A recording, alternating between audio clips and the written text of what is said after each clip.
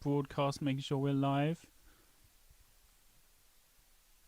Can't see anything.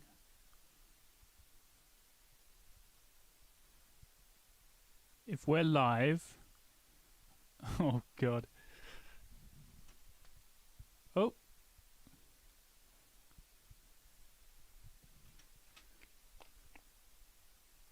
Oh, wait. Yeah, I can see myself. Is anyone here? Hello. Nice to see you.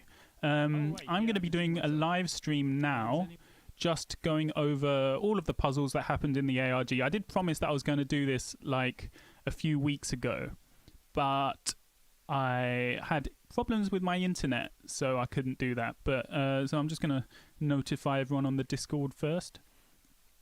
Just wait for some people to come in. So how's everybody doing? Everybody having fun? I mean, it hasn't even started yet. The fun hasn't started yet, I mean.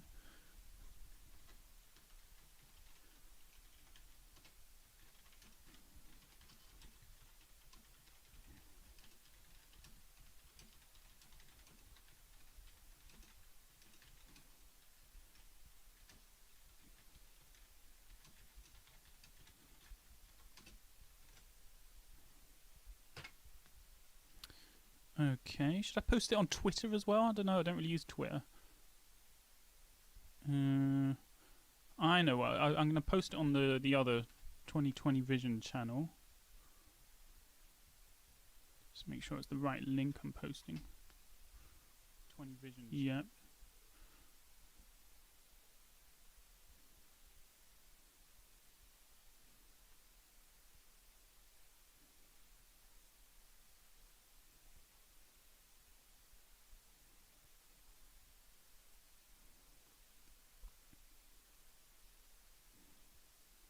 Hey guys.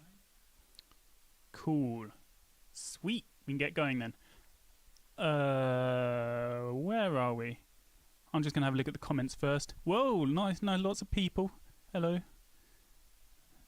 Catch. No Pokemon here, lads. Sorry, I'm a bit of a boomer. I don't know how to set all this up. Right. Okay, you should be able to see me in the corner. And then this really trippy, like, whoa, look at that. Whoa, whoa. So I've got a little presentation lined up for you guys where we're going to go over all of the puzzles that happened in the ARG.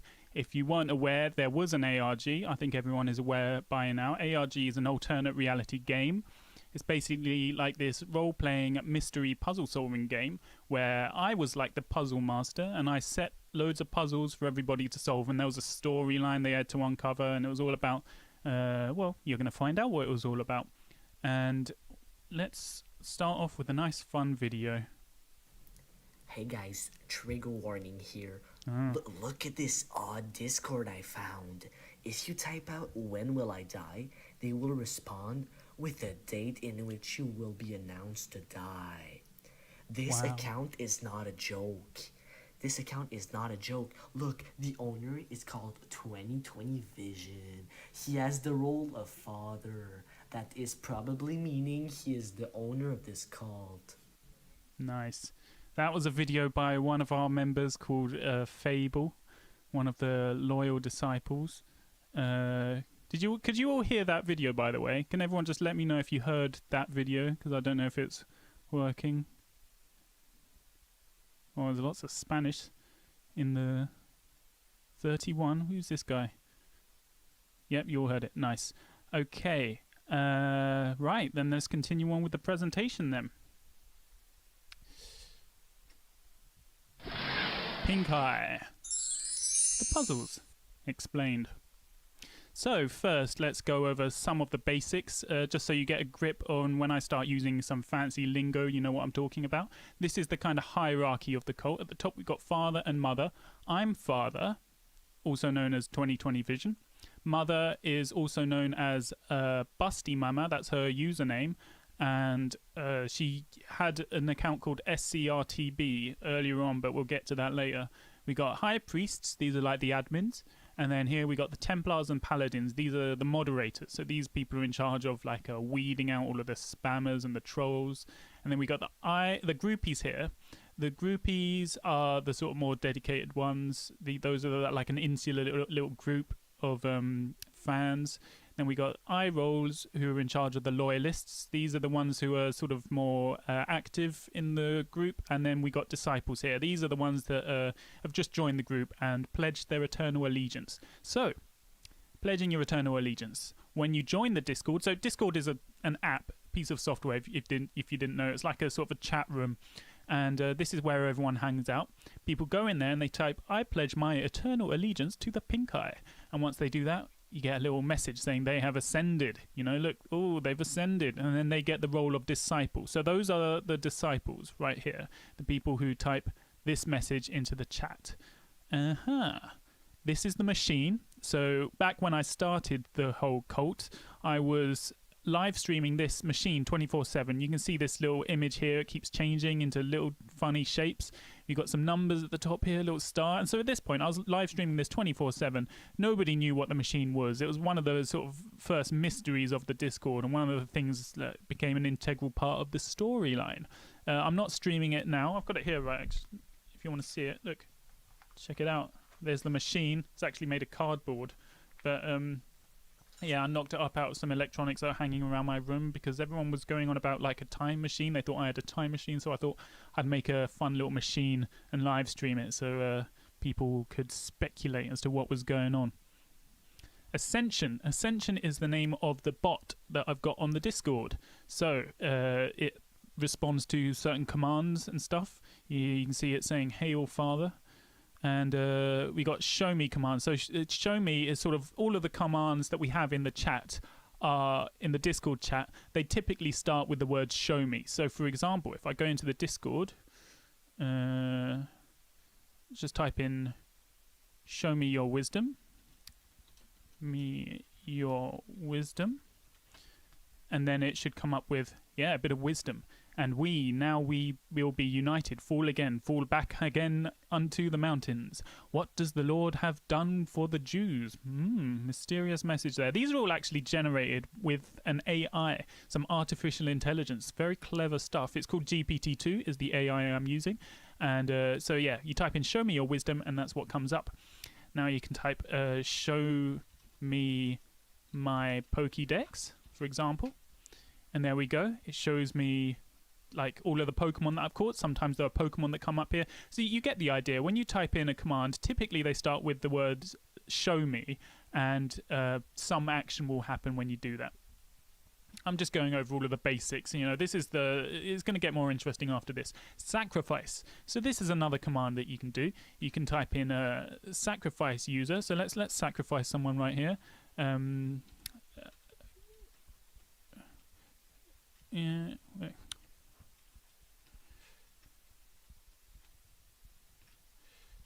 I'm typing with one hand, so it's a bit slow. Who should we sacrifice? Yeah, let's sacrifice this guy.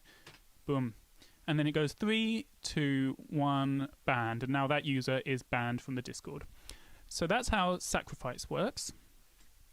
And so this is just like I mean, we could just ban people. So, you know, people who are spamming or something like that, we could just ban them. But it's more fun if we sacrifice them. You know, we got this whole cult vibe aesthetic we're going for.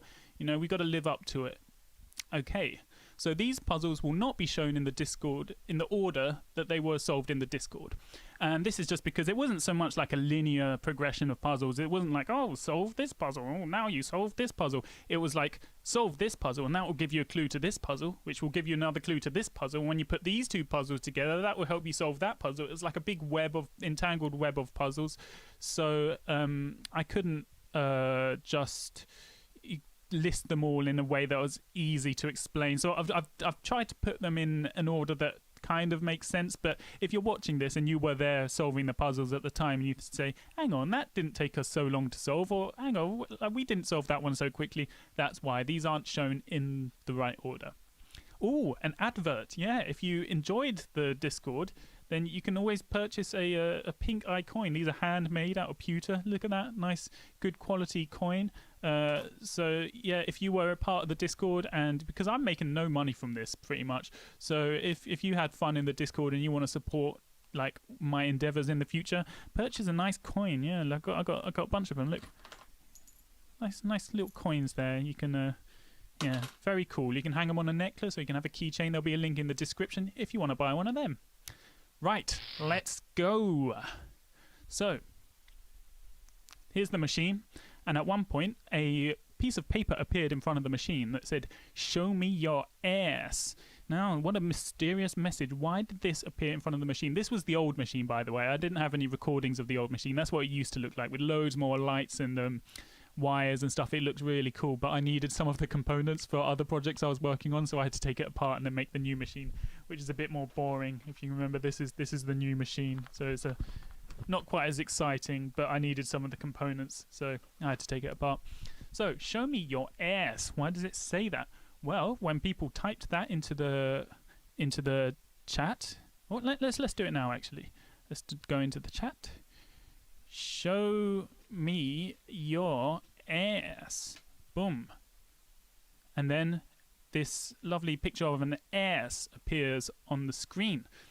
Right. So, what does that mean? There we go. There's the picture. You like these animations, by the way. I put some effort into this presentation. Right. And then, later on, show me your donkey appeared in front of the machine. Ooh, what does this mean? Well, when they type that into the chat, they get this lovely picture of an ass. Now, next, it says, show me the money. That appeared in front of the machine. What happens when you type this into the Discord? Well, they get this image appears. And so you're seeing a pattern here. A message will appear in front of the live stream, because I'm streaming this 24/7. And then when the message appears, people type that into the Discord, and boom, a image appears. And if you zoom into the image, you can see there's all sorts of weird pixelated sort of dots everywhere. It's got this, like, there's obviously some kind of hidden information in this picture. We've just got to uncover what that is. And then here is the key. I think I shared this on Twitter. Just one big image of an eye, which has got those same patterns in there, same sort of dots and pixels dotted around there. So what is the message, and how do we uncover it? Well, this is what you do. You put all of the images together like that, and you see some numbers appearing in the middle. Wow, crazy. That's how you solve it. But we're going to explain how this works. So how does this work? So you see here on the left, I've got one image which looks like some sort of pixelated weird thing, and on the right I've got something that looks very similar, like black and white dots dotted around this square. Now what happens when we put one of these on top of the other? Got to be dramatic. Boom, you get a nice image appear. Now, how the hell does that work? Wow, exactly. So, let's take, for example, these two. Let's look at the top ones.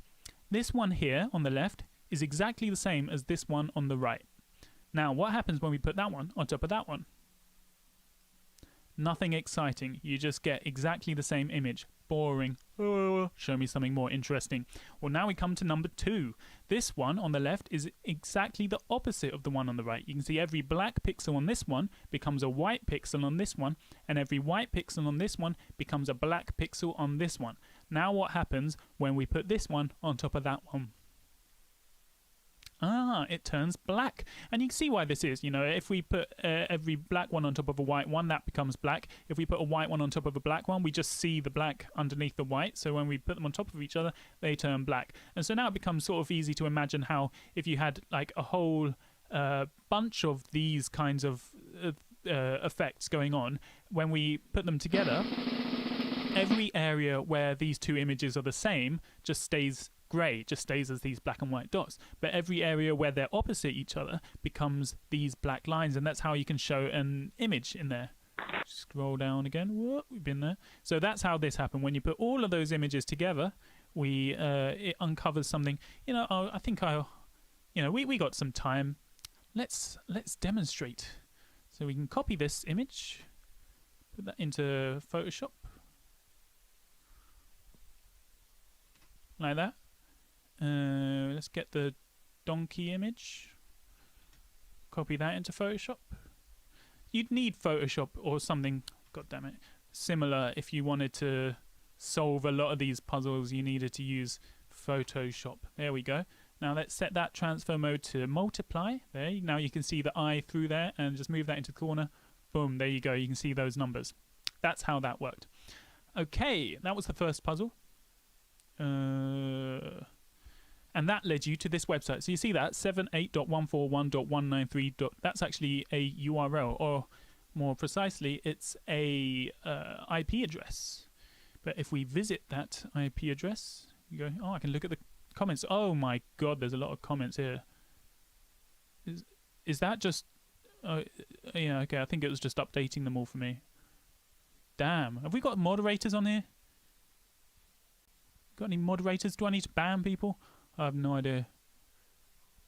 Anyway, let's go to that website. So this was what was uncovered.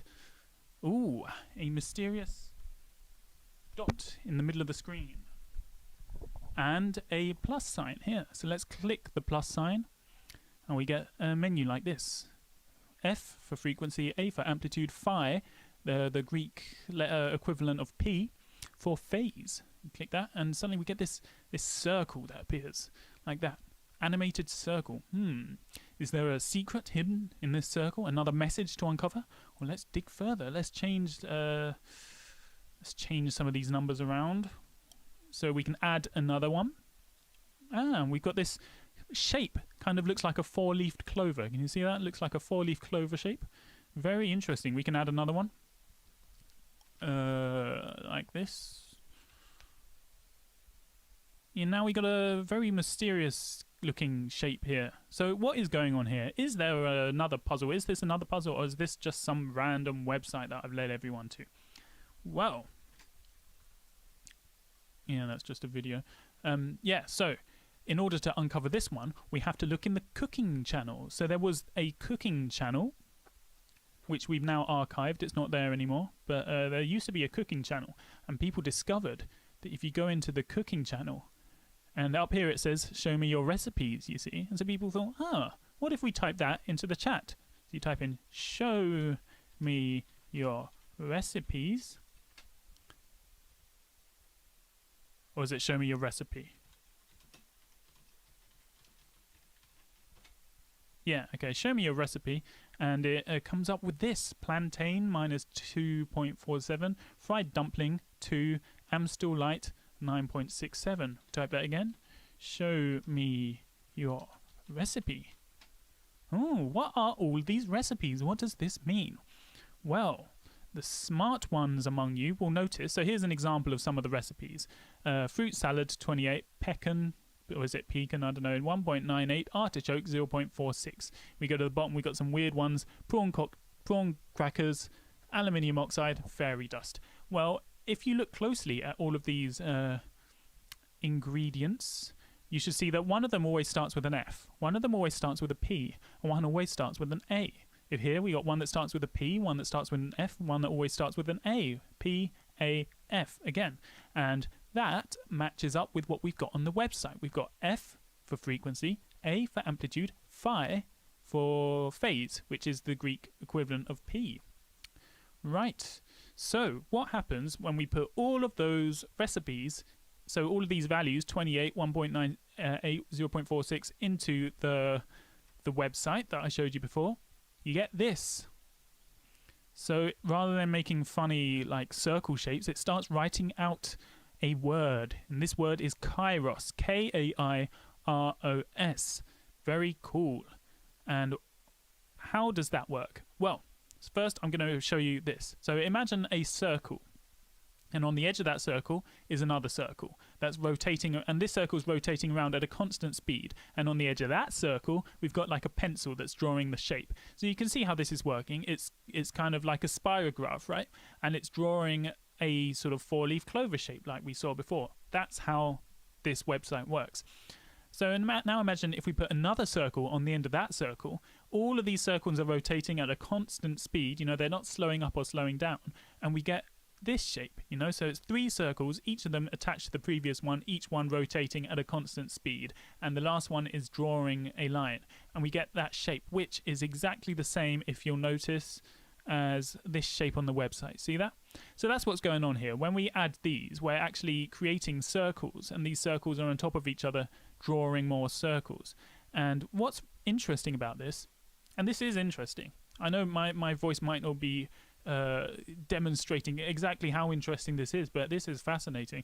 Look, if you have infinite circles, all rotating at a constant speed, all attached to one another, you can actually draw any shape. Any shape with a continuous line can be drawn with it. And this is true mathematically. It can be proven, which is fascinating, isn't it? Look, here's someone who's drawn Homer Simpson using only circles rotating at a constant speed. Very cool stuff.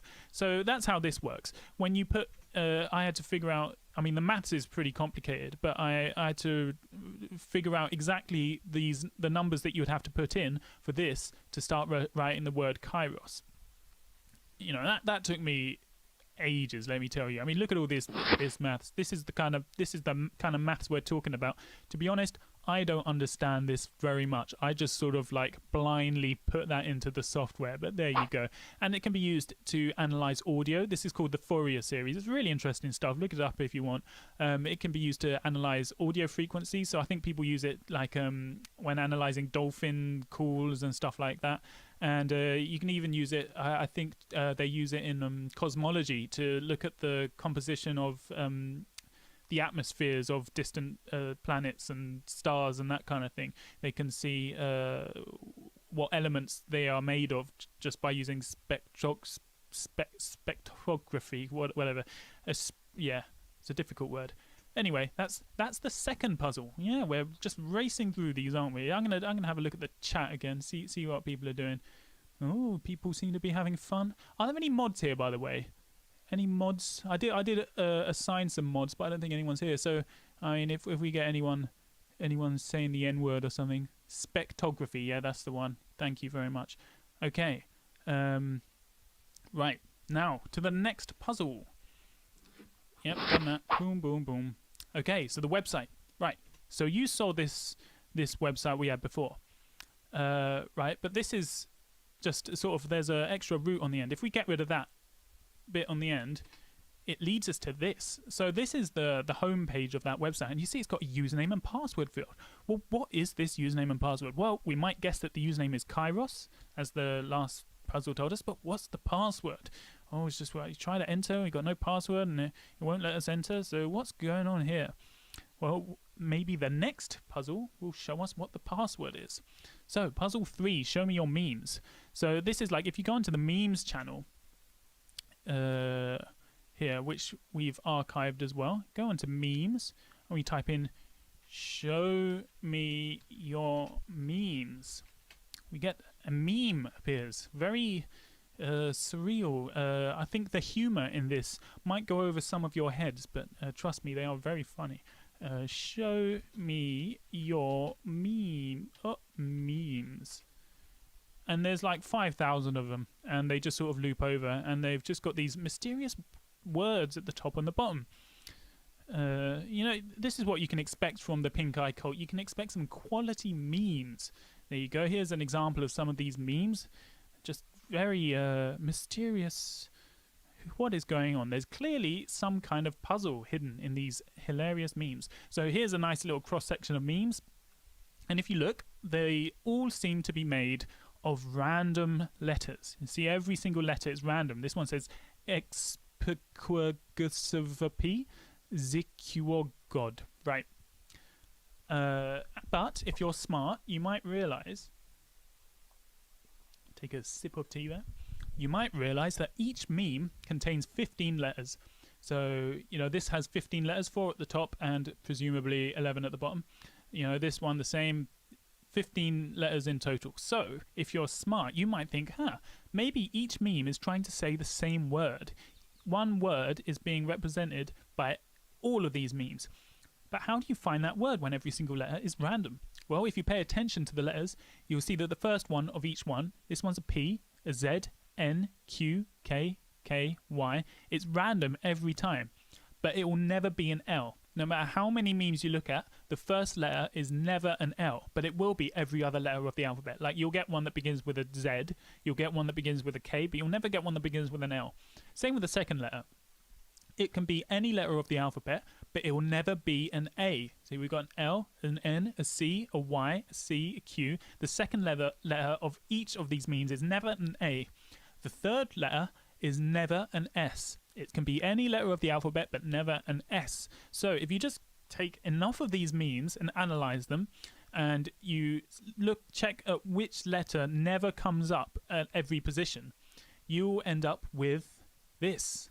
Last human artist. I hope I'm explaining this, by the way, because I don't know. I feel like I'm not giving these enough credit with the sort of dry explanations that I'm giving. But yeah, last human artist. That is what you get if you decode all of these memes. So what? Very interesting stuff. What is last human artist? Well, if you type that into here, last human artist. See, I've got to hold the microphone because I don't have a mic stand, so I'm doing all this one-handed. So, you know, all the skills involved in that. You get this website. Oh, I've muted the site. So you got some music. Can you hear that in the background? Some music? Yeah. So we've just entered the site. We've got all of these flashing. Sorry about the flashing lights, by the way. I couldn't figure out how to get rid of that. And we got these GIFs flying around. I'm just going to click this. Okay, so this website has got 3 links here: bio, logs, and dashboard. Actually, I'm going to mute this site. Yeah. So, God, let's continue with the presentation. Whoa. Okay, the website. You put in Kairos and last human artist as the password, and you get to the website. So the website it's got 3 links here: bio, logs, dashboard. Let's click on bio. Actually, let's click on the advert at the top first. Wait, that's enough of that. Okay, let's click on bio here. So bio, this is like an 8-page long piece of text, just, you know, explaining some stuff. So it starts off: what separates man from monkey? Some several 100,000 years ago, the first human awoke in a universe they did not understand. Each day was a frantic struggle to survive, hunting and foraging for just enough sustenance to last until the morning before the whole sorry cycle started again. Life was savage, ruthless, and short. Okay, then one day some clever sod decided to rub 2 twigs together, and thus we discovered fire. It's 8 pages long. I'm not going to go through the whole thing.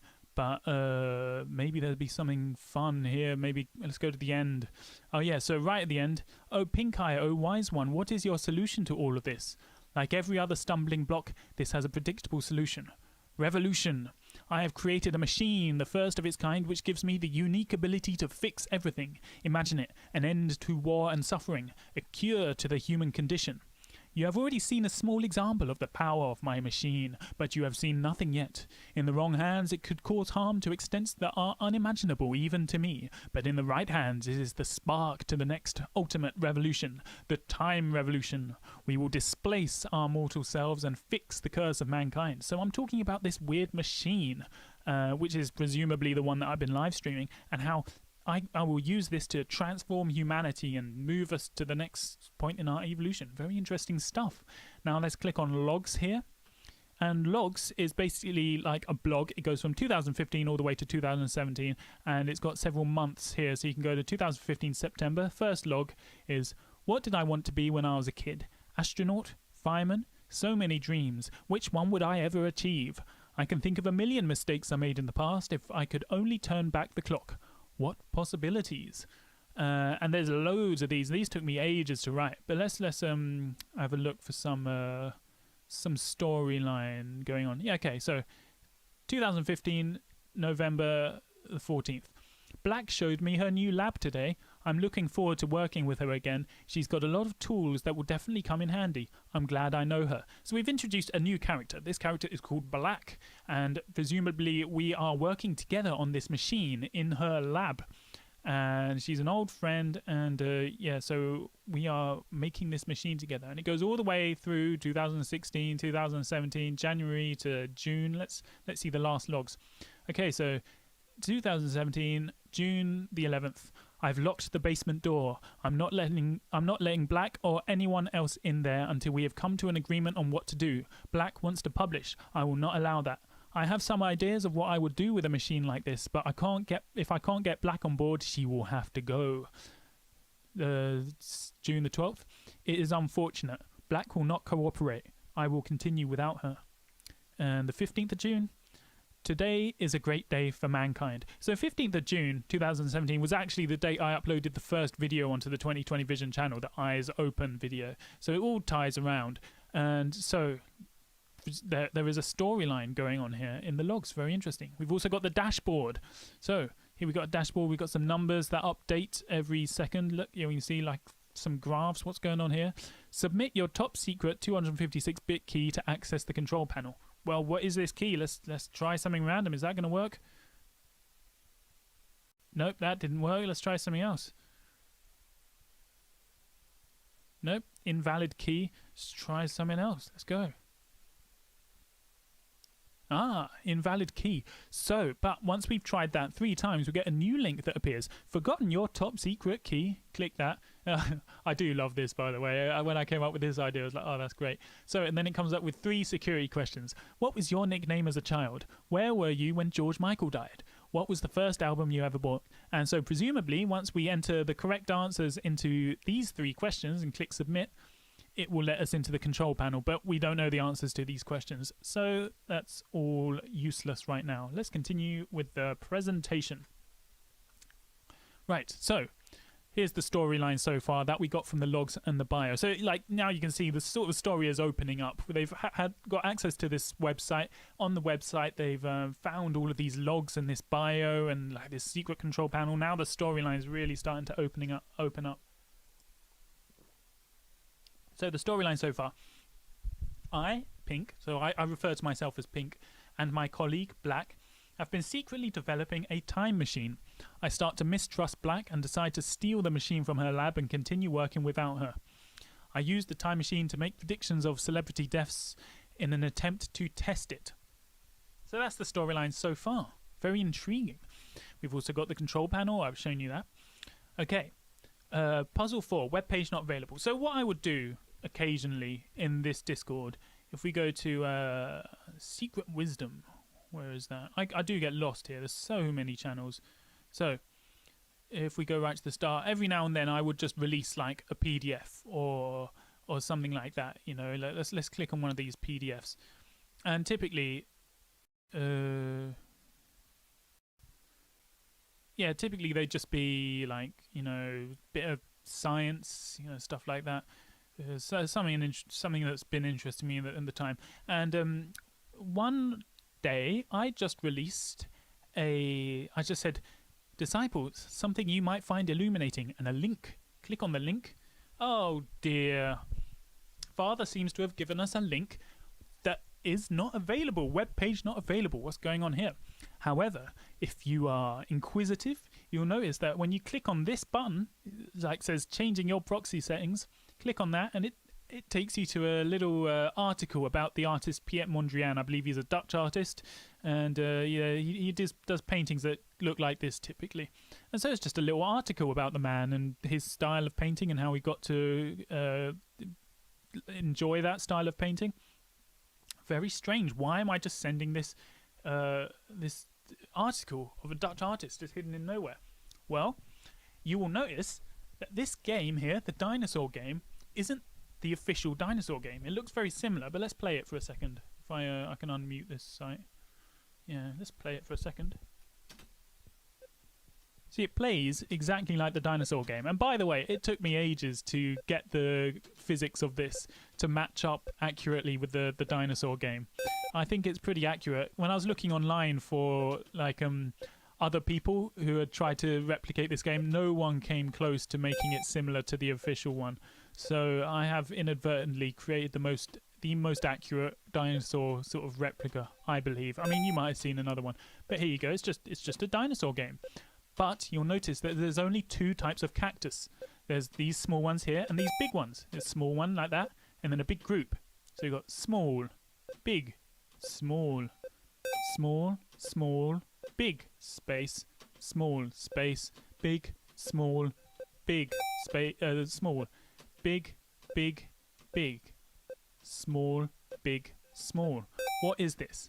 Well, you might have guessed it, and they actually guessed this within half an hour. They solved this puzzle, but this is actually Morse code. So the small ones are dots and the big ones are dashes. So let's go. Dot, dot, dot, space, dot, dot, dot, dot, space, dash, dash, dash, space, dot, dash, dash, space, dash, dash, space, dot, space, dash. Yeah, it's Morse code, and we're going to go... I quite like this puzzle. It took me ages. It took me like 2 days to program it, but they solved it in half an hour. Yeah, but as you can see, here we go. What does it mean? This is the Morse code that you get when you play the game. It says, show me your true colors. That's what it means. So let's type that into the chat. Boom. Show me your true colors. Ah, a picture appears. Now, what does this picture mean? Well, we will continue with the presentation. Yeah, so show me your true colors. A picture like this appears. Oh, I don't go over it. Well, anyway. Well, if you remember the website, I had an article here on Piet Mondrian. And so if you Google Piet, you'll realize that there is actually a programming language called Piet. Look at that. So this is fascinating as well. Most programming languages look like this. Most programming languages look something like this. You know, you've got a bunch of variables like this equals this, function this, blah, blah, blah, blah, blah, blah. Just a bunch of text written in a file. Very boring stuff. Piet, though, are programs that are not written in code like that. They're written as pictures. So are there any examples here? Sample programs. Yeah, so these are sample programs written in Piet. And these aren't just pictures. This image will actually run as a program. I can even... so you can make one of these in Paint. So, for example, you could do...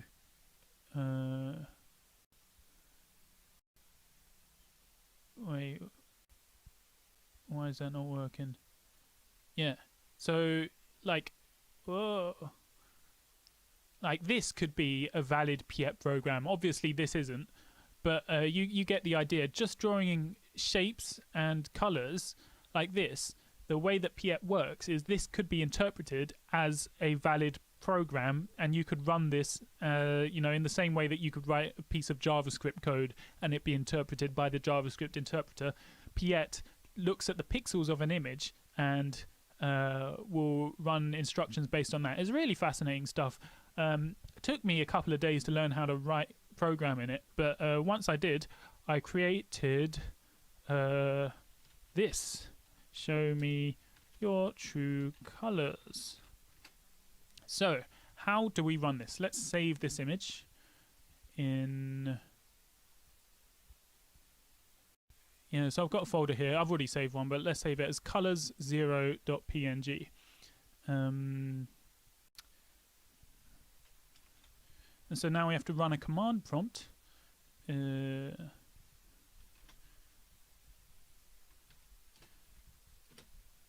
What do we call it? Colors0.png. So if we run...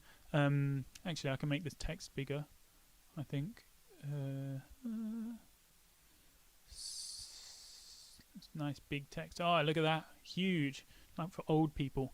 So we type in npiet.exe. That's the executable file, that the interpreter for the Piet program. What's it called? Colors0.png. We run that, and it returns this, a nice big string, which is a URL. So we can copy that. And that was all encoded in that image.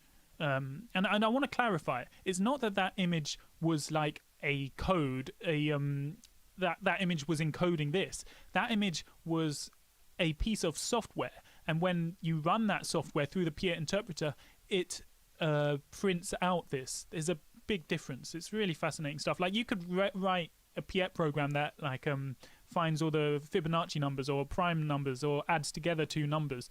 I mean, I don't know if I'm expressing this properly, but it's really fascinating stuff. So let's type in that URL. We get to this. Oh, what is going on here? Well, if you are a nerd, then you will instantly recognize this as being the game of life. Let's run that. So it's just sort of, whoa, you can draw all these shapes, and what's going on is there are some simple rules here that determine the behavior of these cells, and the rules are simple, like there's only 3 of these rules, but you can create some quite complex behavior. And you know, as you can see, you can draw on there, but what's most important is underneath all these cells, if we color them in, you know, by drawing on the screen, you can see some letters and numbers and some symbols. So there's clearly something hidden here, but what is it? I'm going to be asking that a lot. Yeah, there we go. That's showing me your true colors. Yeah, so this is puzzle 5. All of these funny letters and whatever. So this is the game of life. I'm not going to go over the rules or how the game of life works, but you know, you can look it up. I think it was became popular. It was covered in like Martin Gardner article. Yeah, nerds love it. So first, we're going to go back to that puzzle later, but first, this is puzzle 6, the monkey who ooked. Let's go back to the Discord. And so this was released in the Secret Wisdom. I released this. I said, wait, where are we? Yeah. Hey guys, I've been working on this really neat screenplay. Let me know what you think. Let's click on this screenplay. Here we go. And it's the monkey who ooked. And this is like 20 pages. This took me ages to write this. It's 20 pages of nonsense. Let's have a look through the first couple of pages. So, The Monkey Who Ooked, written by Yaboy the Big Pink. External, Monkey Mansion, night. A classic MT pulls up in the drive, crushing gravel under its tyres, the only sound in the quiet residential street. The door opens and 2 monkey wearing floral shorts come out. Ook, ook, ook, ook, ook, ook, ook. Ook, ook, ook, ook.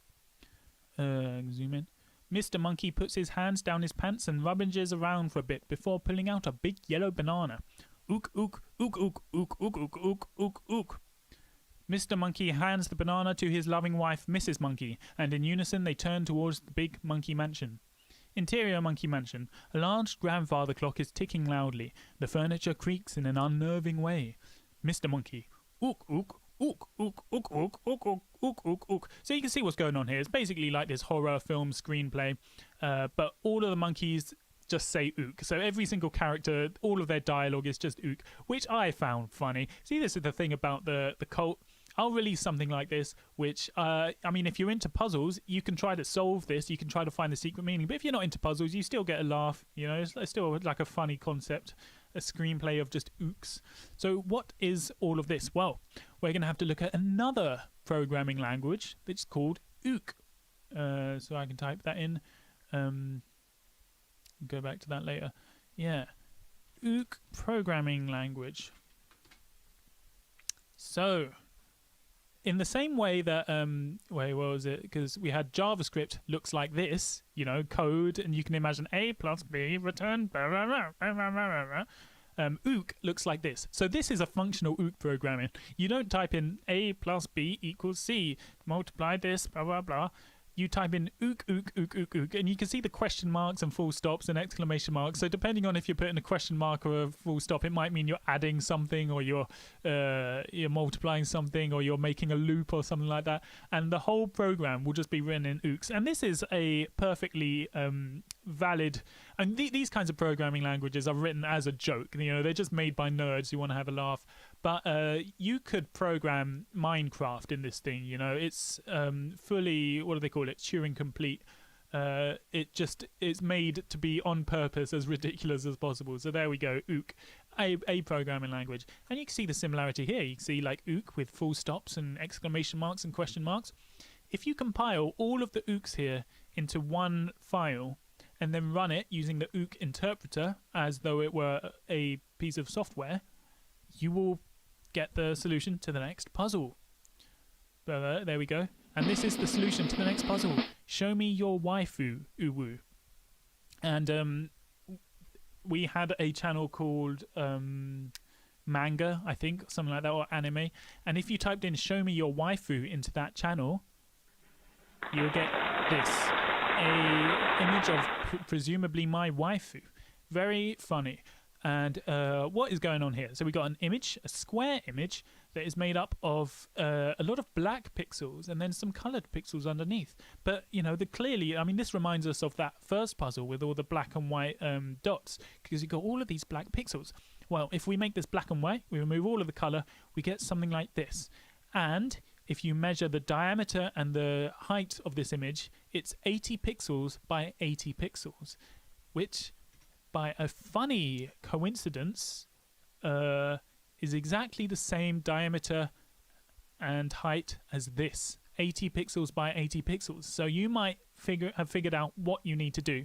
You need to put this image into this website, and you have to do it pixel by pixel, because it yeah, unless you find a way of automating it, but you know, that's what they had to do. They had to put that image into that website. Okay, and so this is what happens when you do that. I'm just running this at like 10 times speed, by the way. So this is the game of life, and it will end up settling on this configuration.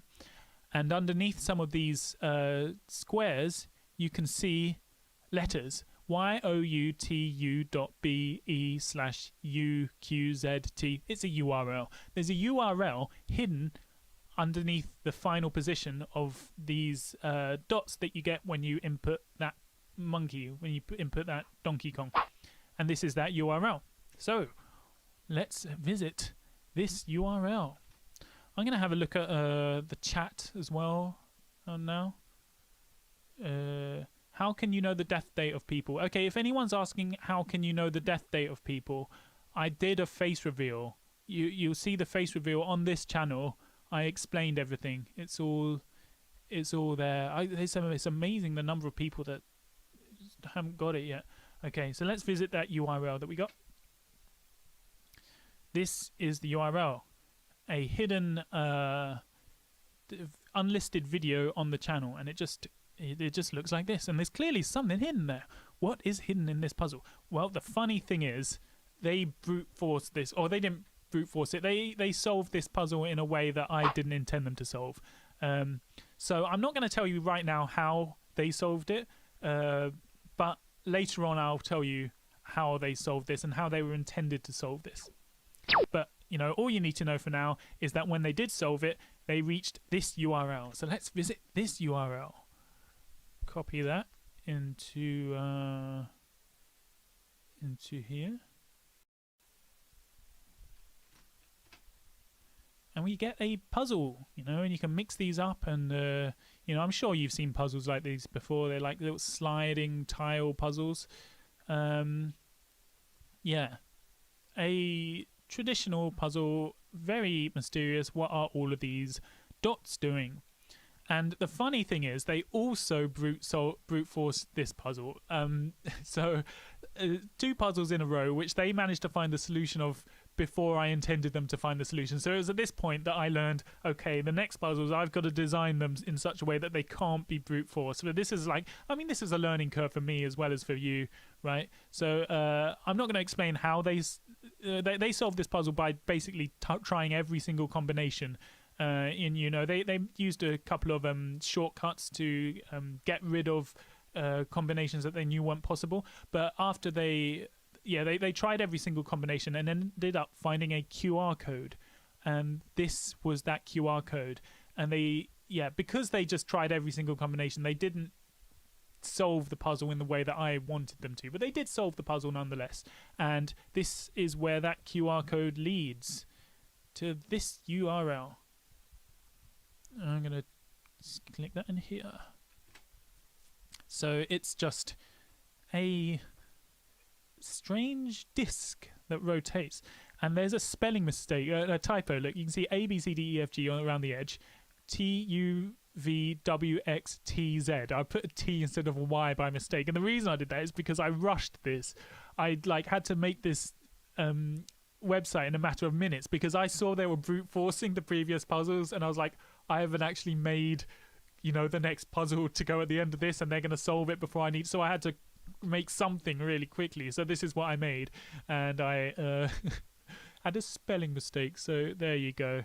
I don't think people realize how like how easily this could all have fallen apart, because I was making these puzzles as you guys were solving them.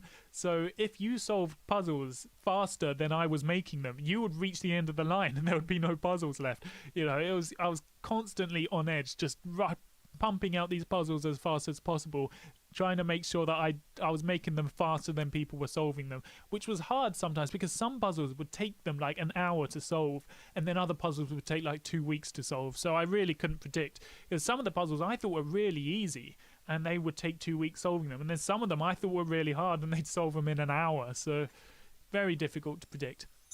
Yeah, so that led to, was that the website we were just on? Yeah, that's the website we were just on, which is a solution to this. And this is known as an Alberti cipher disk. Yeah, there you go, Alberti cipher disk in some beautiful Microsoft PowerPoint word art there. An Alberti cipher is an old kind of cipher. I think it's like almost 1,000 years old or something like that, and it's it's an old way of encrypting messages that we don't really use now because we've got more effective ways of doing it. We've all sorts of complicated cryptography techniques now, but this was an old one that was used, and this is just the cipher disk. There's no cipher yet, there's nothing to solve. This is just the tool that you would use if you were going to solve a puzzle, which means we can ignore that for now. Now we're going to talk about 2048. So this is something else I just released. I said, working hard on all these fruitless puzzles, why not sit back and relax with a nice refreshing game? Click the link. We've got a game. So this is 2048. I don't know if you've ever played this game, but I just spent like 2 days, I think, programming this, and then released it. And let's lose on purpose here.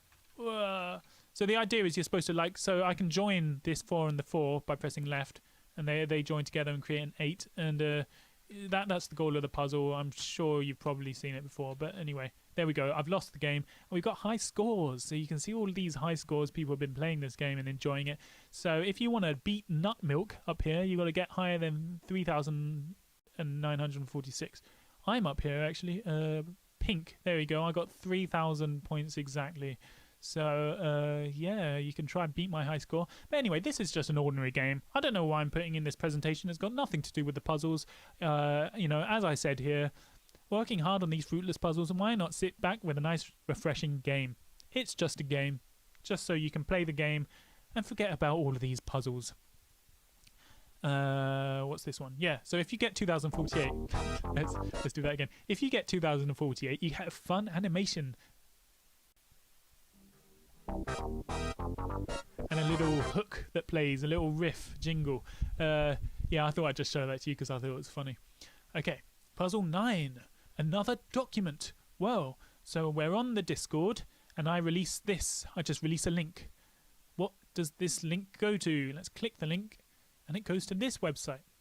So this is an article on Greek words for time. You might be aware that the ancient Greeks had many words for what we call love, but they also had more than one word to describe time. So chronos is one of those words, and kairos is another word. So you'll recognize kairos as being the username to the website, but there's also chronos here.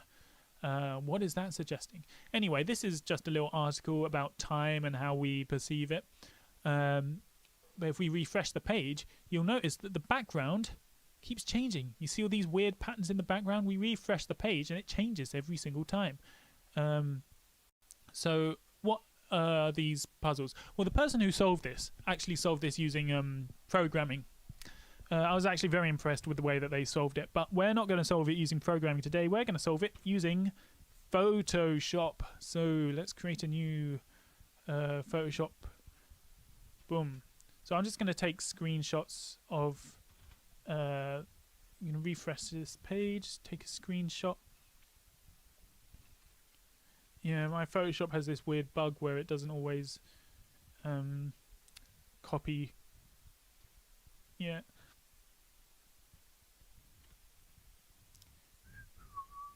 This is the boring part of the presentation, just watching me refreshing a page and pasting into into Photoshop.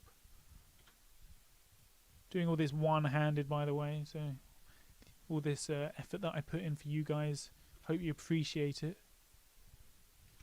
There we go. So now we've got 6 layers. I think that's enough. And I'm going to zoom in here, and I'm going to put on some curves so we can see what's going on. So we got all of these lines.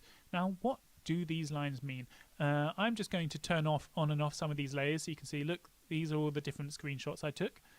But if you pay attention, you might notice that some of these lines, like I can see one right around here, stay the same. So I'm just going to highlight that. Which one was it? I think it's, yeah, here. I'm just going to highlight that like there. I'm going to use a nice orange or red. I'm going to make that opacity down. So if you focus on these lines here, when I make some of them visible, you'll notice that those lines are always visible. You know, they're always there. They never disappear. All of the other lines change, but those ones are always the same. So how do we find all of these lines that stay the same? Well, if we set the layer mode of each one to lighten, I believe it would be. Yeah, so that just takes away the ones that have changed. Do the same with the next layer, set that to lighten. In fact, we can get all of these layers, set them all to lighten, and there we go. We start to see these shapes appearing. So these are all of the lines that appear regular, that are always the same in each one of these puzzles. Very interesting. What do these lines mean? So, yeah, this is just a little presentation. We see all of these funny shapes, and then here are the lines that stay consistent throughout each one. And I'm just going to go through all of these puzzles. I've got those lines. Yeah.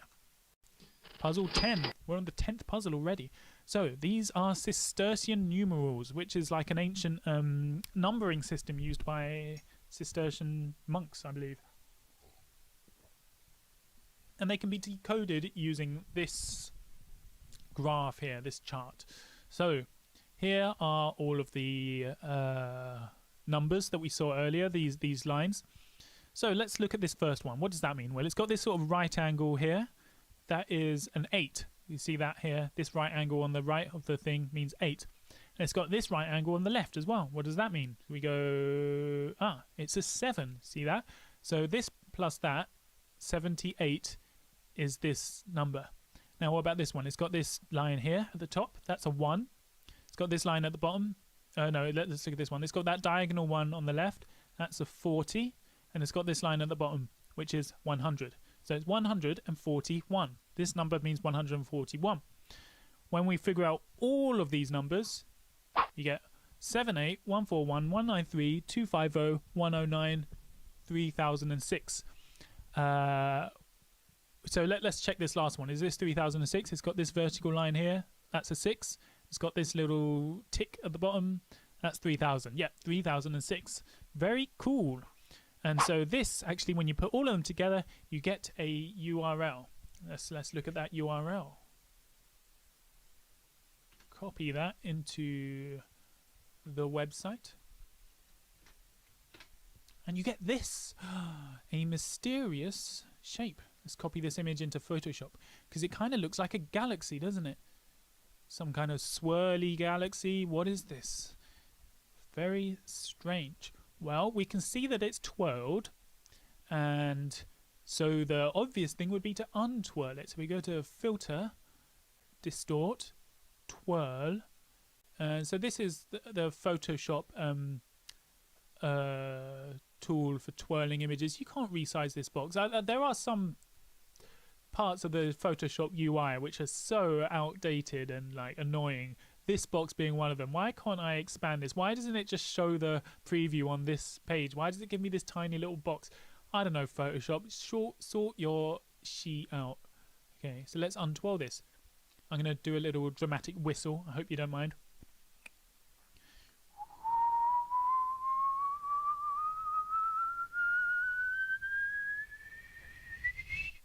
Bingo. Look at that. We rotate it by -720. And we get a man's face. Very cool. And this was actually inspired. This puzzle was inspired by a true story. There was this guy, I think he was like a pedo or something, like he's on run from the law, and his profile picture was a picture of his face with his face distorted like that, twirled out. And the police, law enforcement managed to find out who this person was just by untwirling his face. So this guy thought he was being all sneaky, like, I'm going to trick the police, I'm going to twirl my face, no one's going to be able to find me. And they just untwirled his face and found out who he was. Anyway, yeah, very funny story. So that's what inspired this puzzle. There we go. Untwirl it. Way, we get that face which we just saw. Meanwhile, Black's username and password are discovered. So you remember Black from the storyline? Black was my colleague who I was making the time machine with. And Black's username and password have been discovered. The username Kronos and the password Dark86 Matter. This is some new information. Yes, new information. What's going on here? Let's try the new Kronos. Was it Kronos? And the password Dark86 Matter. It logs us in, except this time we've got new bio. Hello, I will not reveal my name. You can call me Black. A few years ago, I started working with an old friend, Pink. We have known each other since college and have worked together on many occasions. I still believe he is a good man, but he is planning something terrible, and I have no means of stopping him. So, do you like that music in the background as well? Very cool.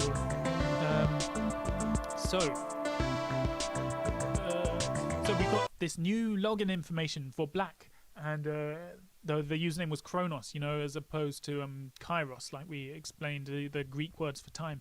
So I'm just going to go over how they managed to find this new username and password. And I mean, if I do say so myself, this was one of my favorite things that I did, one of my favorite puzzles. So I mean, so far all of my puzzles have been like oh, here's a little thing with you gotta turn it around, or like oh, look, here's a sliding puzzle, look, solve the puzzle, you know. So I'm just giving out these things which are clearly puzzles, or even if they're not clearly puzzles, there's like, I'm definitely hiding some information here which, like, I wouldn't have made this game if I didn't intend people to have a go and solve the puzzle, you know. It's just like me being a puzzle master, giving out puzzles for people to solve. But I wanted there to be a storyline, and I really like the idea of me being the antagonist, right? I wanted to be the big baddie of the story, because it's just more fun that way. And so in order for me to be the baddie, I need the disciples, the people solving the puzzles, to discover information that I don't want them to know. You know, I want it to feel like they've learned something about me, not through solving the puzzles that I've given them, but it's like they've uncovered a dark truth. They've found out some secret information that I'm trying to hide from them.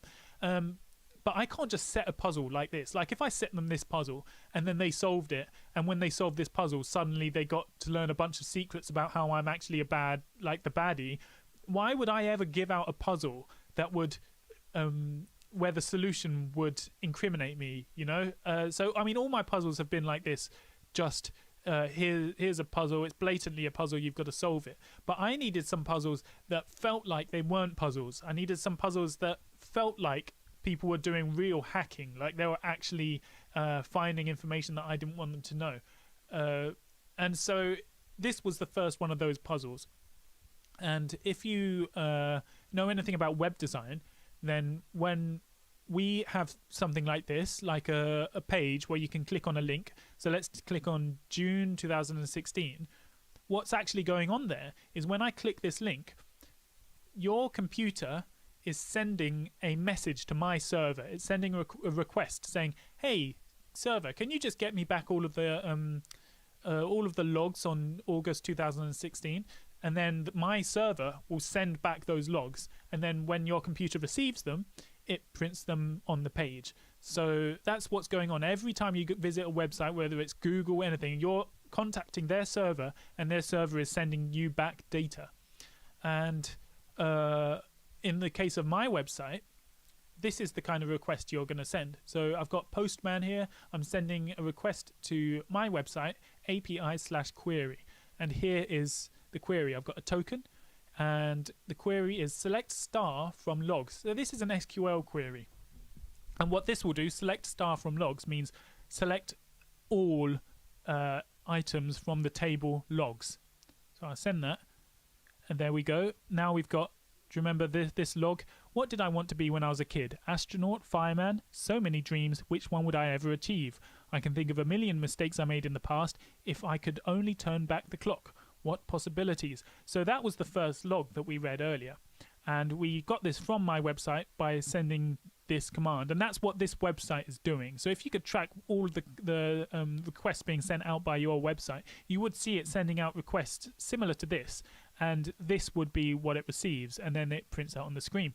However, we can write our own queries. We don't just have to like interface with the website. We can write our own one. So if we change logs to users, now it's not selecting all items from the database logs. Now we're selecting one from the database users, assuming that there is a database called users. Send that. And here we go. Username Kairos, password last human artist, username Kronos, password dark86matter. So this is a genuine hacking technique, right? I mean, it's similar to like what do they call it? SQL injection. You know, like a this is if a website was designed poorly enough that their API could read directly SQL queries. This could be a very valid technique that you might use to hack into that website. So in order to solve this puzzle, in order to get the username and password for Black's account, that username being Kronos, the password Dark86Matter, you had to use real hacking techniques. So I was really happy with this puzzle, and it was convincing enough that I was getting messages from people saying, oh, like, I think you should have a look at the security of your website. I've noticed a security flaw in your website. You know, you're sending these SQL requests. You know, they were warning me, just telling me that they've discovered this thing and trying to get me to change it. And obviously I just ignored all of those messages, because the whole point is that this is supposed to be something which they uncover, and I'm not supposed to want them to know about it. Anyway, I hope I explained this properly. I feel like I'm explaining these quite high level concepts, and I don't know if the audience is properly getting them. But anyway, that's what they did. That's how they managed to get the username Kronos Dark86Matter. Now let's continue to the website. Let's have a look at the chat, actually. Chat, yeah. Hello, everybody. Is everything working fine? All my audio, visuals? We're getting lots of Spanish in the chat. 33 watching now. What if we refresh it? Oh, only 31. Oh, I thought it'd be more than that. I'm offended, honestly. Okay. What are we doing? Sorry, I've completely forgotten where I was. Yeah, let's continue with these logs. So,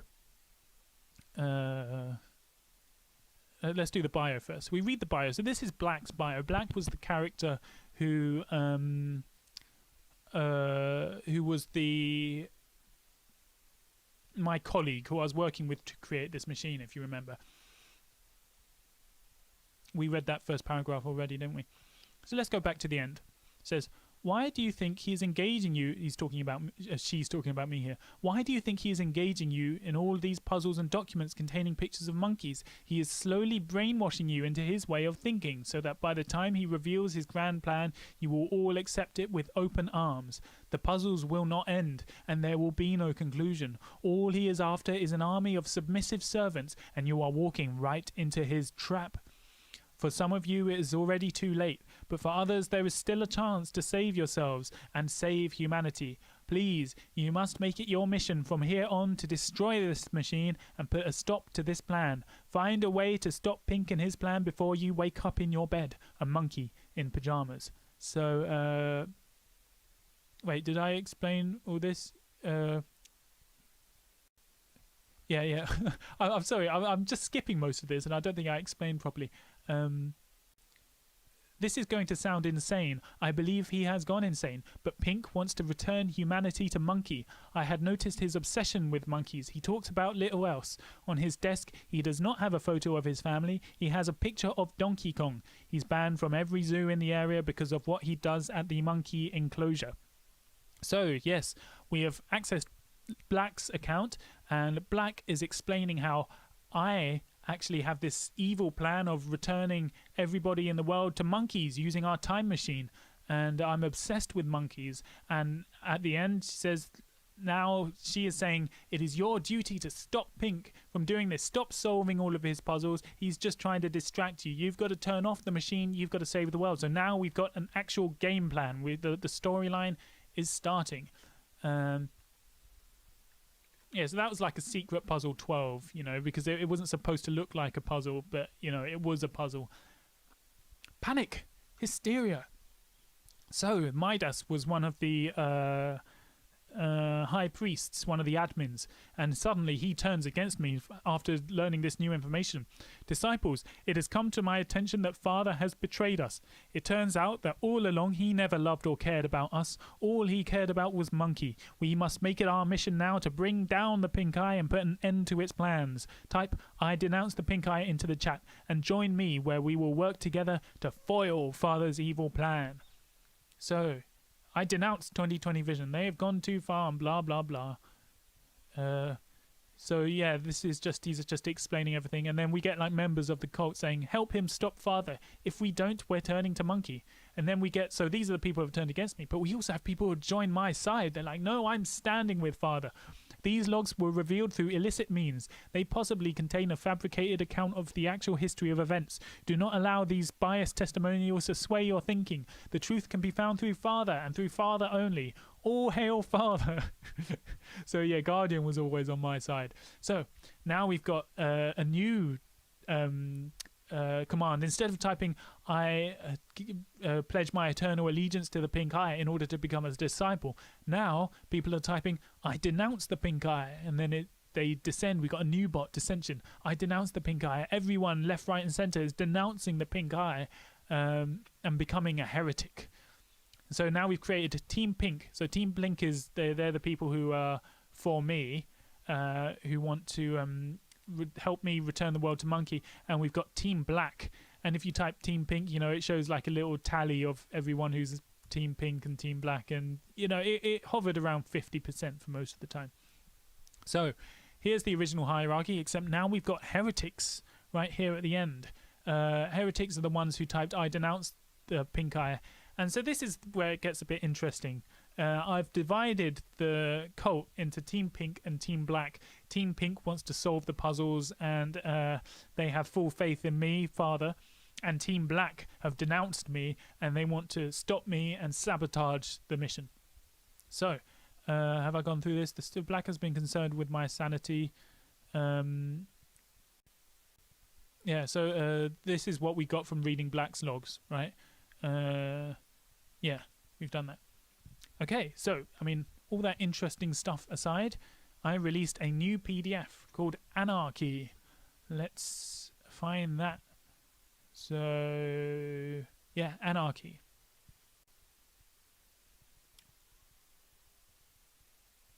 And it's just a little document going over anarchy. I'm no expert on anarchy or anything, but, this is the kind of vibe I wanted to, we're a cult, we've got to have a bit of anarchy in here, but, what's important is there is a banknote here, and underneath it says, but oh, what is this? Who is this smug little face looking up at me from inside my wallet? Is this a clue? Well, is it a clue? Let's continue the presentation and find out.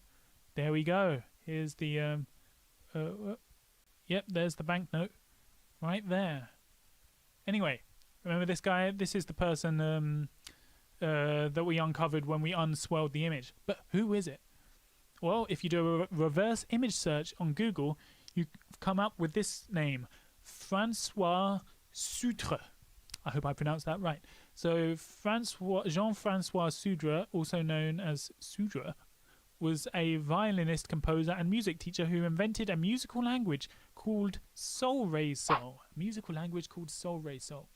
And what is a musical language? Well, listen to this. I'll explain what a musical language is first. So, you know how, like, when you watch Lord of the Rings and the elves are speaking in Elvish? That's a real language. So Tolkien sat down and he wrote a whole language from scratch called Elvish.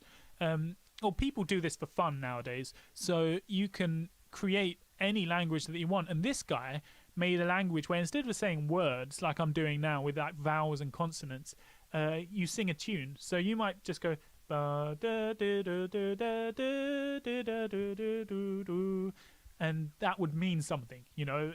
Though rather than having to say words, you would sing a tune, and you know each melody would have a word associated with it, and you could form the sentences just by singing. So two people could be having a conversation, just like one of them's playing the saxophone, the other one's playing the flute, and they'll be having a chat with each other. Pretty interesting stuff. So this is a language called Sol Re Sol. Now, do you remember the website? It had this melody.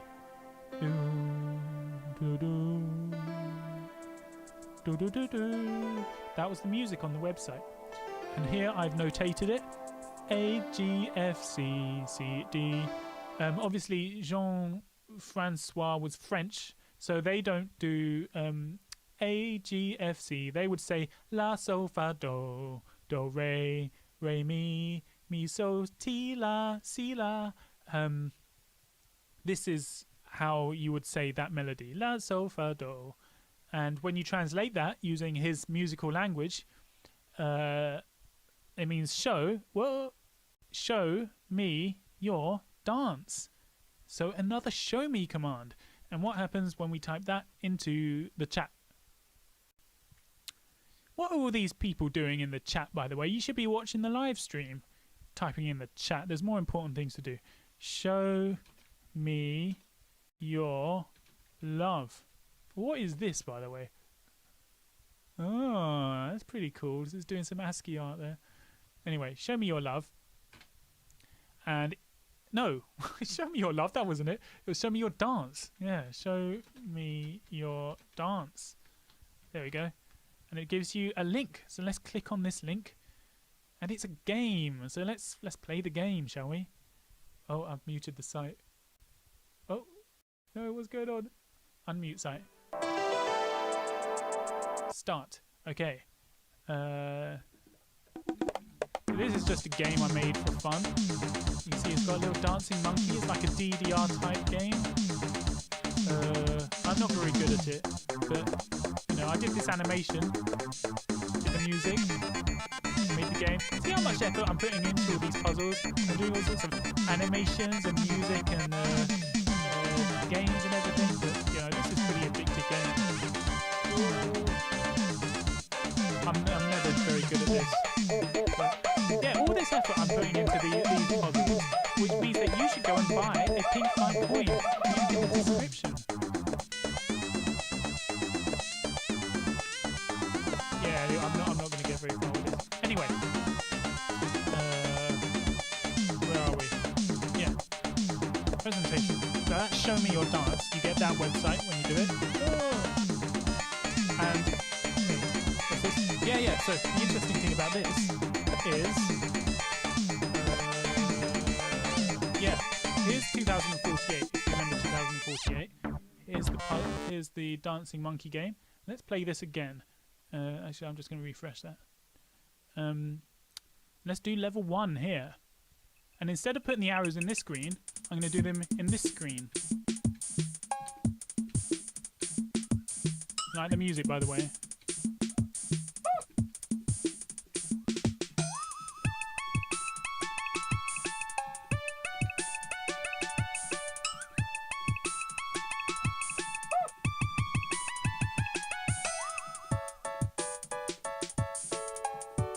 I actually put a lot of effort into this music because I wanted it to be cheesy but catchy as well. You know, I've got to strike that balance.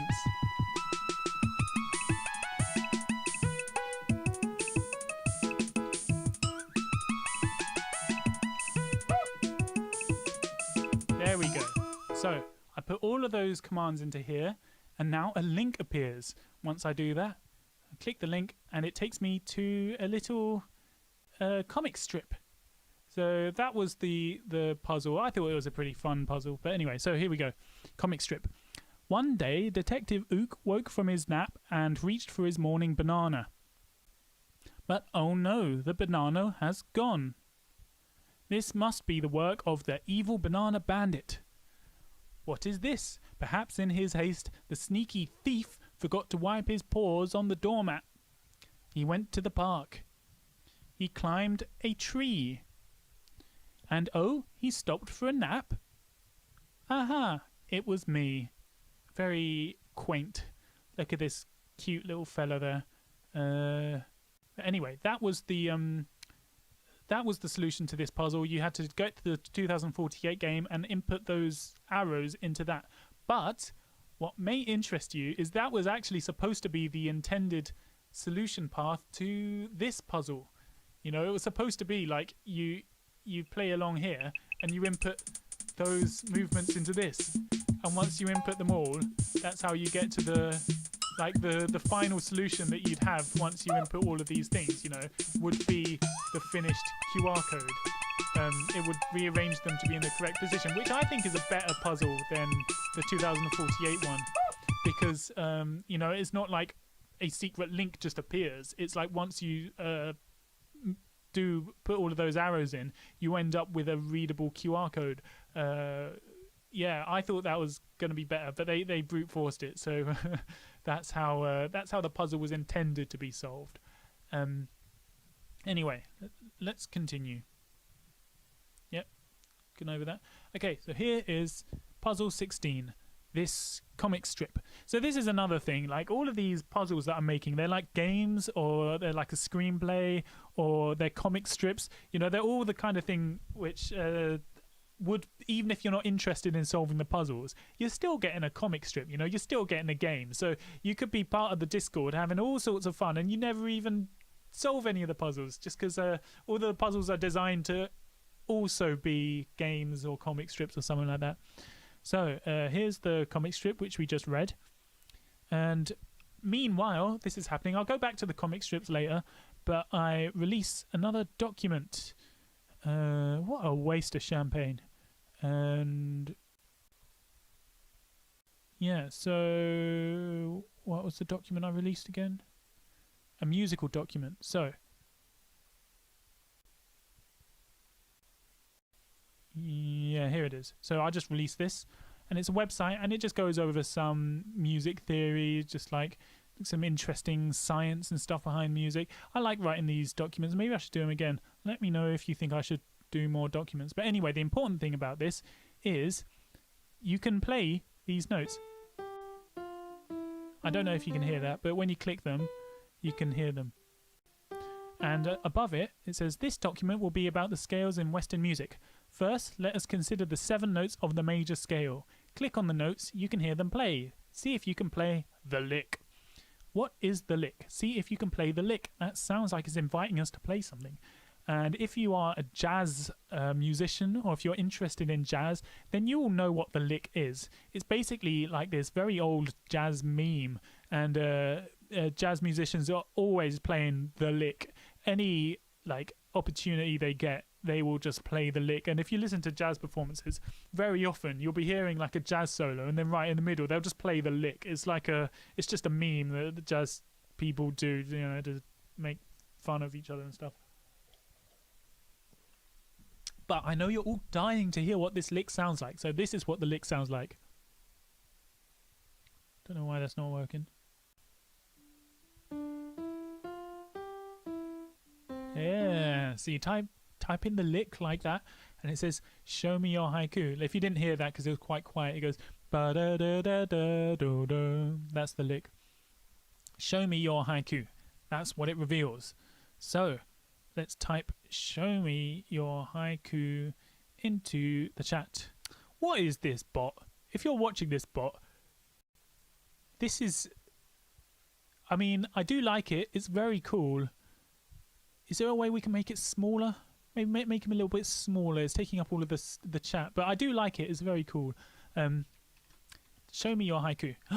You get a haiku. Look at that. So this one, walking down the aisle in a dress of splendid white at the big Tesco's. I think this is my... Oh, I got a new message. This is my favourite of the haikus I wrote. If you type in this. There you go, look. A sailor heads home and sat waiting at the port an excited dog. So I've got a bunch of puzzles like this. I mean haikus. Yeah, so there you go. You type in show me your haiku and it gives you these. The haikus are in a black square box. There you go. Look at that. There are 8 haikus in total. And look at this one, for example. While watching TV, some show about dinosaurs, a robin flies by. So what are we supposed to do with these haikus? Well, if we remember back to this, Detective Ook, let's copy...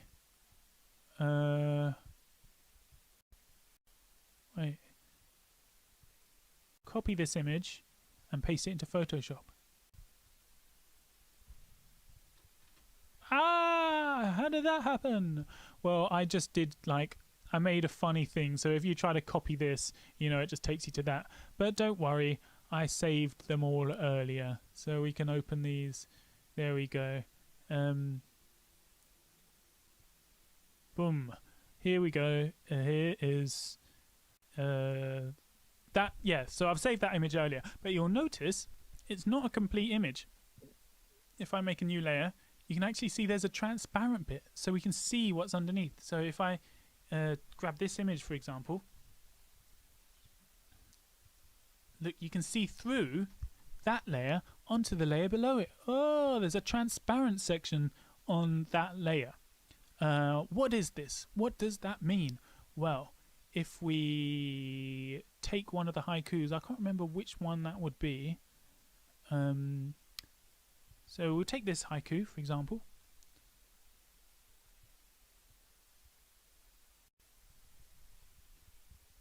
Okay, and we no,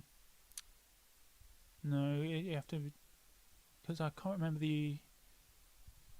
Yeah, take that, and then we have to resize it. So image size to 500. I think it's 500 by 500 pixels. Let's use nearest neighbor. There we go. So now it's the same size as this. Now we copy this, put it on top. It's the wrong one. Which one would it be?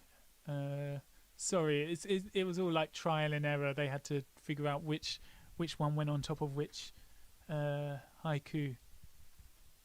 Well, you get the idea. Basically, you put the comic strips on top of the haikus. Let's show you here. Look. Whoa. So here's the comic strip. We put it on top of the haiku.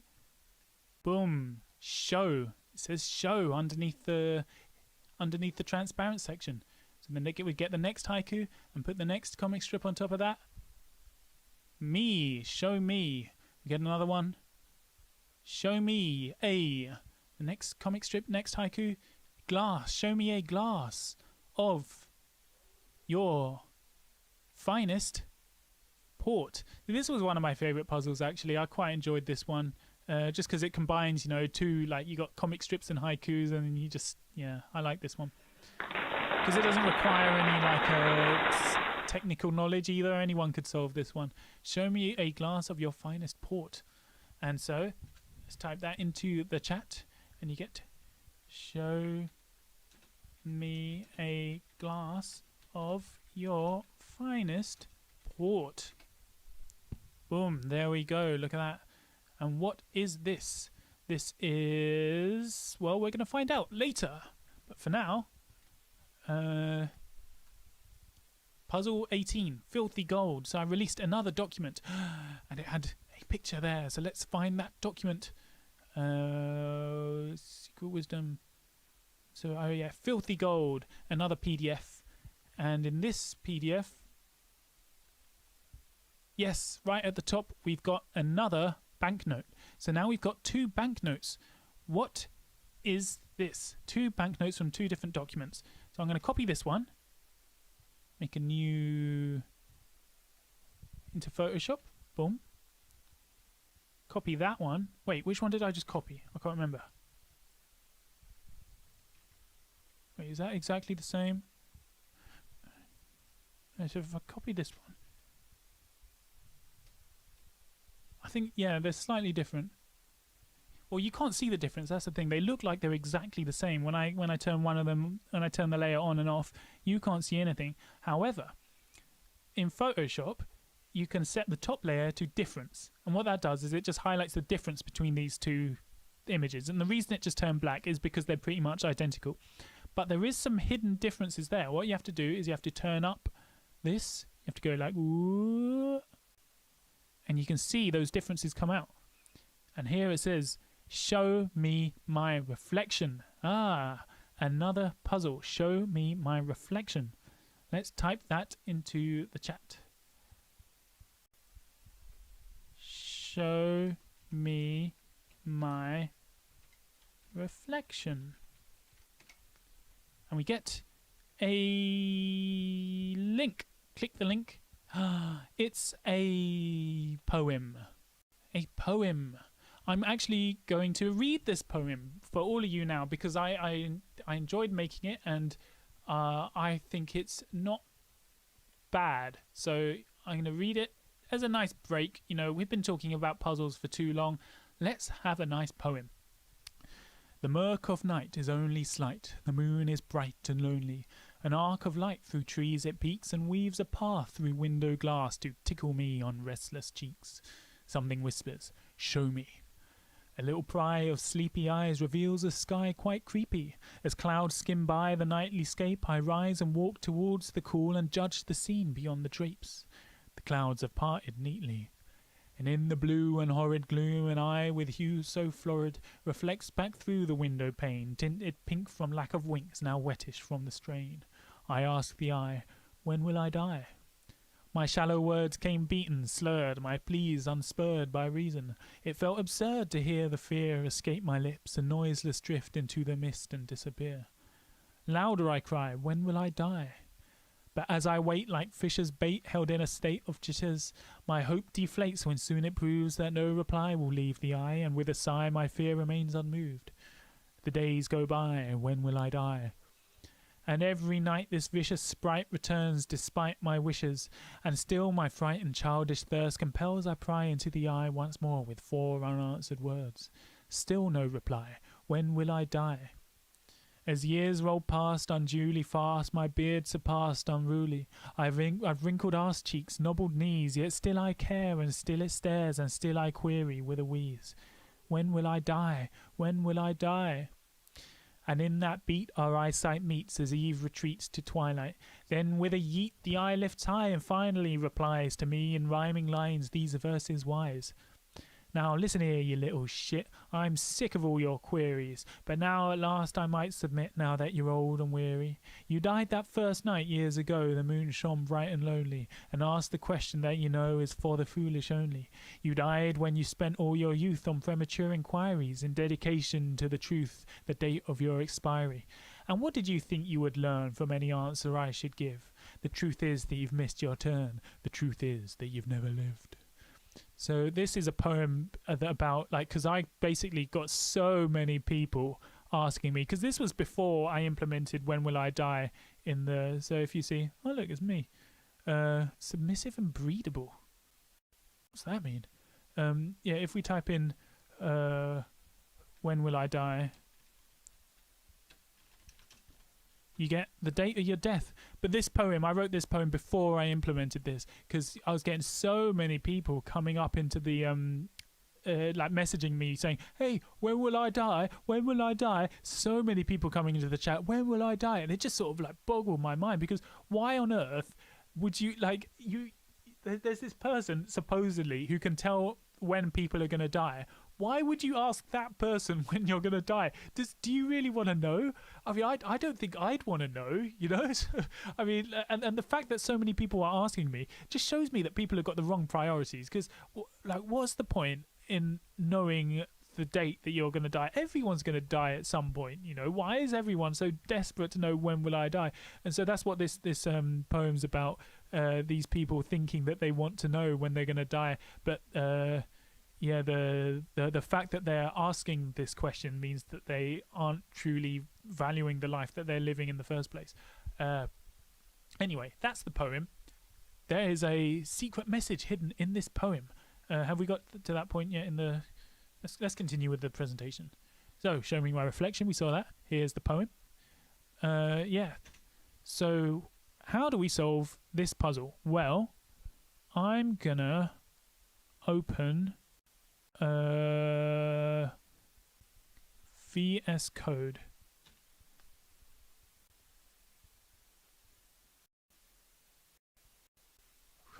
What was that?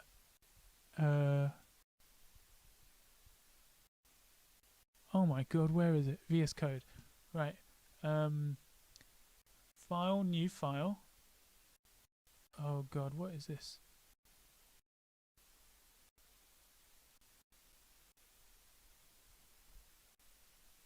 Sorry, I'm just very distracted at the moment. Copy that into VS Code. Right, okay, so you'll notice that in between the lines is not empty. Look, you can see there's stuff in between the lines. In fact, there are tabs and spaces hidden between the lines. And the reason that is exciting is because these tabs and spaces might be hiding a message. So if we select one of the tabs, and the reason I'm using VS Code is you can press Shift D, I think? No, it'd be Control D. Shift D just does a capital D. Control D, and you can select all of the tabs. And I'm just going to replace them with a dash, right? And now I'm just going to use Control X to delete all of the lines, because we only want the lines between the lines. We don't want the lines themselves.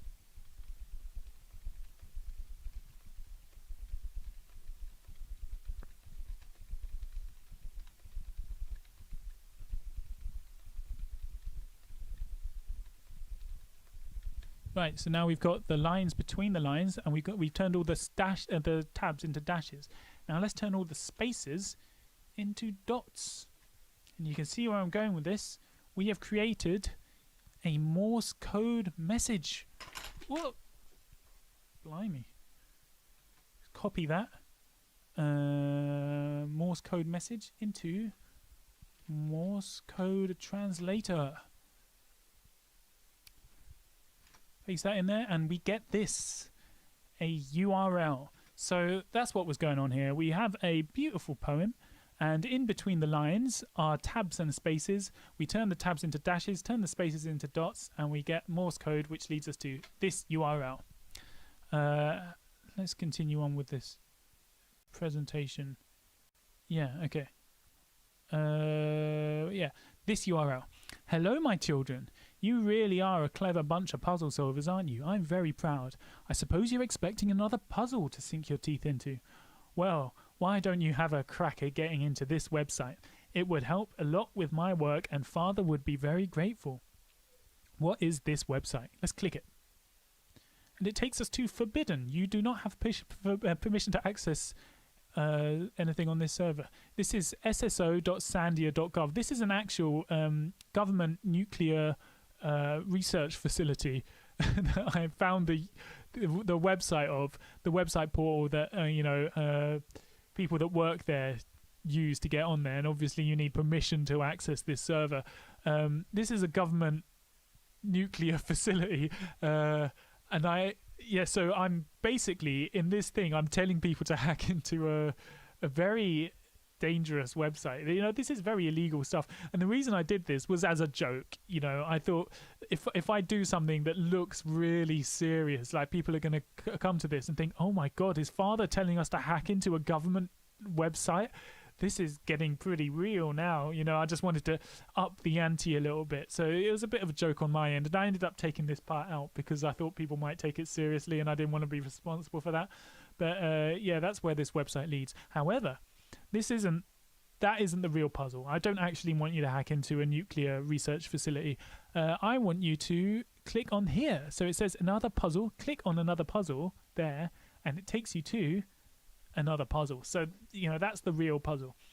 And it says show me the, written in some fancy handwriting. I don't know if you can see that. Let's create a new file here. Show me the. Can you read that? Now let's slowly rotate this. Show me the. Whoa! Show me the day all night. Can you see that? Pretty clever, right? Zoom in. Show me the day all night. I'm very proud of this puzzle. I thought it was very cool. Show me the day all night. That is the next puzzle. Right, get into that. Yeah. Show me the. Oh yeah, it's just. Yeah. So what happens when you type in "show me the day all night" into the Discord? Dun dun dun dun dun dun. Why is everyone here not watching the live stream?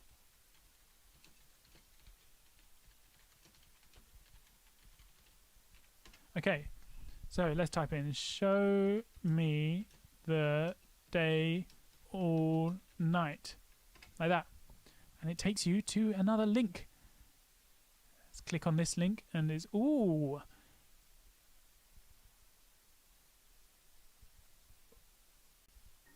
Oh, creepy eye. Oh, and there's some audio in the background as well. I don't know if you hear that.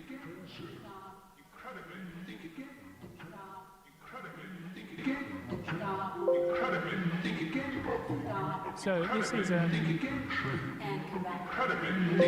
yeah. So this is a mysterious eye with some mysterious patterns there. Obviously, some kind of hidden message. Okay, displacement maps. So now we're going to learn about displacement maps. Look at this. You can see how when this goes over, this is the displacement map in the middle, this weird shapes. And when the word goes over, you can see how it gets distorted.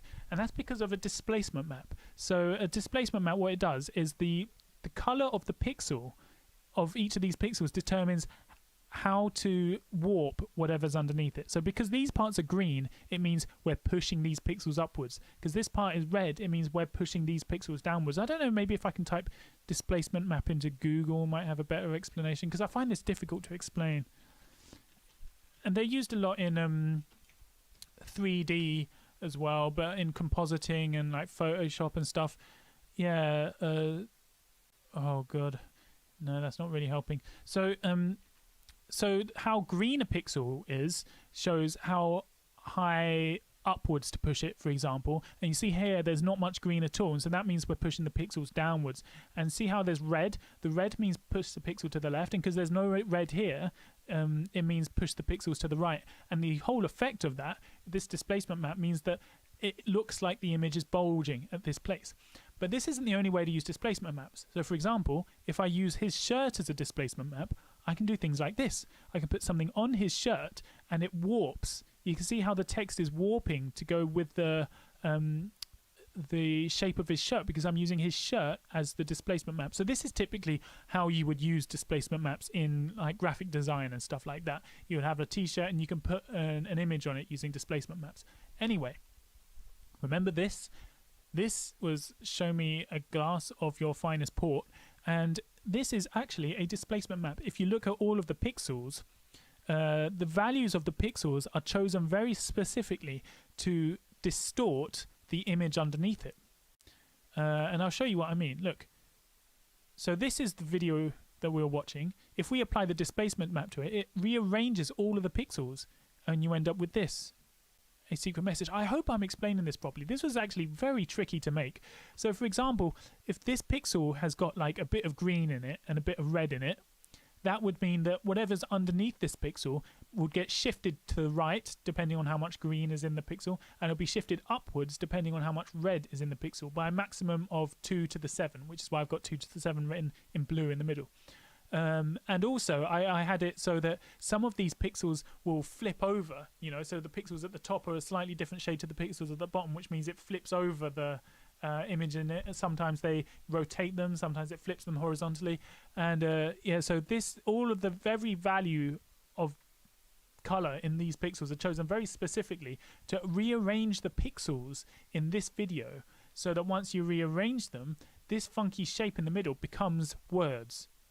Show me your natural hue. This was one of the hardest puzzles to make. This was really tricky stuff, and I hope I explained it properly. But it does look cool, doesn't it? Like when you watch them all getting like distorted, you're like, whoa! It does look cool. Yeah, this was one of the hardest puzzles to make. It is really sort of confusing, a bit of a mind fudge. So what was it? Show me your natural hue, I think. Show me your natural hue. There you go, and it gives you this. This is a painting by Pollock, Jackson Pollock. I did a little article on Jackson Pollock as well if you're interested in reading that in the Secret Wisdom, but that's what you get when you type that in. So Yeah. Show me your natural hue. Oh no, this was supposed to be the solution for puzzle 7. If you remember, one of the old puzzles, what was it? Do I still have it? No, I closed the page. Yeah, one of the old puzzles, if you remember, was an eye that opened like that. And I said that they found the solution in a different way than I intended. They were supposed to use displacement map for that as well. And because I was going to release the displacement map as a solution to another puzzle, but they ended up solving it without using the displacement map. And they did that by analyzing the pixels and sort of recreating the text underneath it by looking at the way, because each pixel still shows the word scrolling past it. So they looked at that pixel at different moments in time and stitched it back together to create the words underneath. It was all very complicated stuff, and I was really impressed. I think it was who was it? So Cron solved that one. Yeah, I was really impressed with how they did that, and but that wasn't the intended solution, so that's why I did it again. This time I made it harder, so you needed to use the displacement map. You couldn't have done it in using their old method. Anyway, the diss track. So I released a diss track. So where are we? Diss track. Okay, so let's read the. So, disciples, yo yo yo! The time has come to put an end to all this division. After you've heard my diss track, you will surely agree that Team Pink is the way. Midas, I'm sorry it had to come to this. So, do you remember Midas was the guy who was like slagging me off earlier? He was like, "Father has betrayed us. He is, everyone joined Team Black." He was like the head of Team Black, and so I released a diss track. I was like, "Yeah, Team Pink is the way." I'll play a little bit for you now if you want. Yeah. MC Vision in the house. Midas. Guess who he's calling out?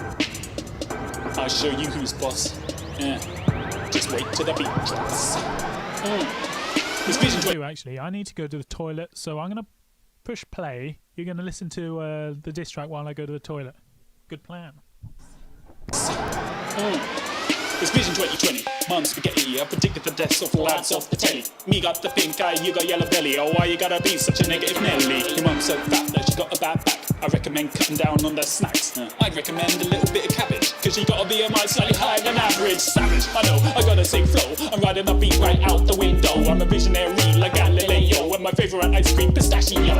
Why you so bad at sucking dick when you spend all day working on that tip? When you spend all weekend sucking off black, would it hurt so bad to tickle the outside? On the man in the house, say. On the man in the house, say. On the man in the house, say. On the man in the house, say. On the man in the house, say. On the man in the house, say. On the man in the house, say.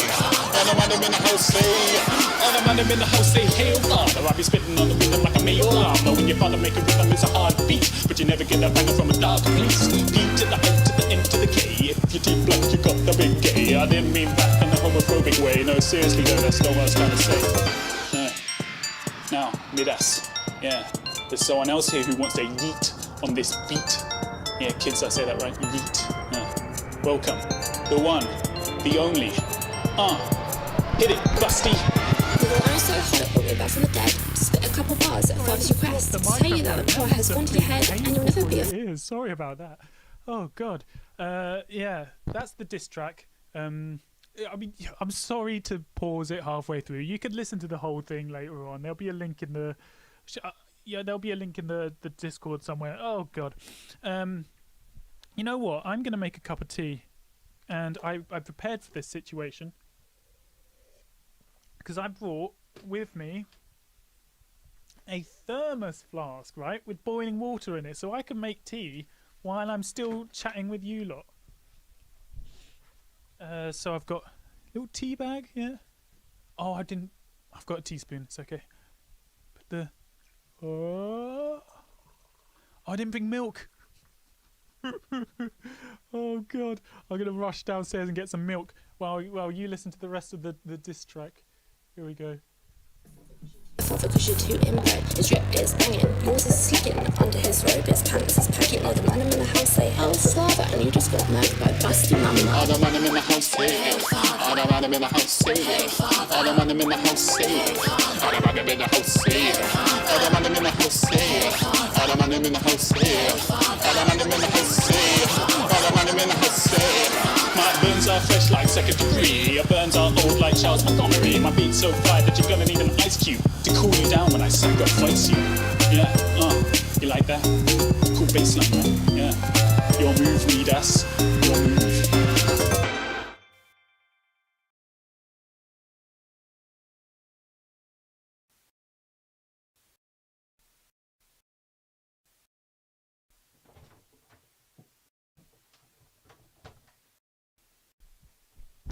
There you go, you enjoyed that? Enjoyed my bars there? I had a lot of fun making that diss track because I've never actually recorded a rap song or anything, so there was a lot of firsts for this cult. But it's little things like that, you know, that I thought were great fun, particularly. You know, just making artwork and games and diss tracks and whatnot. Little experiences that I'm just gonna leave the tea bag in there. I think I can't be bothered to like pick it out and like have it dripping all over the floor as I move it to the bin. The bin's on the other side of the room. Okay, yeah. So diss track. I released the diss track to Midas to persuade everyone come to Team Pink, you know, because they're all Team Black at the moment. And yeah, it was all very fun. You know, that's the kind of thing I enjoy. Ridiculousness, you know. I mean, you wouldn't expect an actual death cult to be writing diss tracks to each other, would you? So let's continue with the presentation. A new message from Black. So, you know how we had the logs from 2016 to 2017? Well, a new one appeared April the 4th, 2021, and it just says, "I am among you." So one of the cult members discovered this new message. Whoa, sorry about that. And okay, thanks to new information uncovered by Luna, it has come to my attention that the opposition leader known as Black is among us in this very Discord. As you all know, Black is a liar and a manipulator and has been making efforts to sabotage me and my work. I call upon all who are faithful to report back to me on anyone acting sus, and they shall be dealt with. So then I started this new channel called Public Trial. So the idea of Public Trial was people who I thought were suspicious. It's up here somewhere. Public Trial. Yeah, so people who I thought were being suspicious, who I suspected of as being Black, secretly hiding on the Discord, I would call them onto this public trial and I would ask them like clues. I'd be like, so let's start this one with Kron. I'm like, Kron, hi, defend yourself from the accusations of being Black. Yes, I am Team Black. You are a slippery one. Who is Black? What is Black? Oh, so he's being sneaky here. Did you or did you not lead my disciples in rebellion against me? Team Black moves by itself. Oh, cringy. Team Black. Boo. It's all about Team Pink. And then I was like, I see you are Brazilian. Yes, I am. Okay, then. You should be able to tell me. When did Brazil last win the World Cup? Quick. 2006. Oof, my sources tell me 2002. Oh, suspicious. Anyway, that's basically what this was. I'm like, who is this man?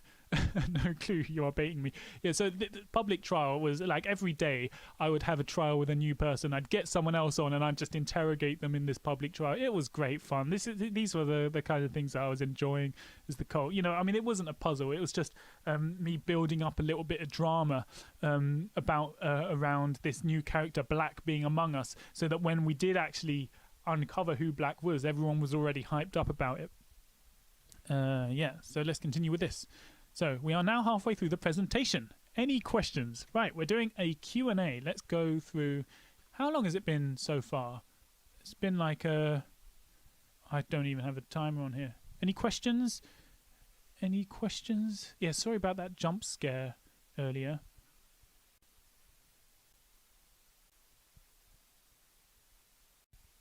Will there be a VOD? What's a VOD? Yeah, Among Us. So I was basically playing Among Us with the whole. If you've noticed a pattern, basically what I do is I find the memes that are sort of popular at the time, and I just stick them in. You know, I'm just like, Among Us is popular. I'm gonna stick Among Us in, because I mean that's the secret to charming this new generation of people. You don't have to be funny, you don't have to be charming anymore. You just reference memes and everyone loves it. So I mean, very low effort. Returning to monkey, yeah, exactly. Return to monkey. That's just a meme, isn't it? For this stream, a video on demand. Oh yeah, this video will be. You can watch this video later. It's going to be live on the channel later. Yeah. Is the old machine a PC? The old machine? No, the old machine was basically functionally the same as this, all the same components. But you see, all of these things, these aren't actually part of the machine. Those are just, you know, bits. These are just chips and stuff, that bits of wire. They don't actually make the function of the machine. This stuff at the back is actually the brains of the machine. There's a little board here. It actually has buttons as well, which I never used. Yeah, this is a microcontroller, and there's the back of the screen. Here's a screen. The old one was this, just with no case. So I made a case for it, and that one had some LEDs which I'd set up to flash all around the place. And yeah, that's the old one was just this, but without a case. Tom Scott's new video for people to collab with him. Maybe. I had a bit of a awkward thing with Tom Scott though, so I don't know if he'd be up for doing a collab. I sent him an email like a few years ago because I wanted to make a film with him, so I sent him an email, and he was a little bit rude in his response back to me. I mean, maybe he was just going through a hard time, you know. Maybe he was. Basically, I sent him an email and I sent him some artwork, and he responded to me like, "Oh, no." I sent him an email first just to say hello, and then I sent him the piece of artwork later, and then he responded to me like, "Hey, I get very anxious when people send me artwork. You shouldn't have done that," like something like that, and it sort of annoyed me because like. Yeah, I get it if you feel anxious when people make things for you unannounced, right? But how was I supposed to know that, you know? You should be blaming me for... I mean, yeah, I don't know. It's difficult because obviously if he did feel anxious from me sending him unrequested gift, then that's understandable. But I don't know why he should take it out on me. It's not like he told me that he gets anxiety from that. So, yeah. Kai, can you send me the machine? I'm not sending the machine. I need this machine. It's got like components in it I need. Will Feder come back? Feder will not be coming back. Yeah, it's just scrolling through these. I haven't seen Tom Scott's new video either, so I'll need to check that out. He does have some interesting videos. No, when I say Tom Scott was rude, like it was probably my fault. You know, I was young and naive, and I probably did actually do something rude. I can't remember. I'll have to go through the email. That's just what I took from it, but that was a few years ago. So you know, I would be surprised if it wasn't my fault, or a lot of it, the fault could be put on me. I just remember being really annoyed at him after that email. When a new puzzle's coming. Yeah, I don't know about new puzzles. I said I was going to do one every couple of months, and I think the last one was maybe more than a month ago, so I'm going to have to start working on new puzzles, but I find them difficult to make. But I will get round to that. Did Vice ever get back to you? No, Vice never got back to me. No, we did a couple of interviews with Vice, but then they stopped when I wouldn't reveal who I was. Like, they kept asking me who am I, and I just wouldn't tell them, so they stopped doing the interviews, which I thought was really weird, because Vice is perfectly happy to interview drug lords, you know, who are trying to remain anonymous, and they'll happily like blur out their face or something. But me, like, they just like some cult leader, mysterious character, and they weren't happy to do it because they were like, oh, we don't know who this guy is. Very strange. Get a Pokemon coin.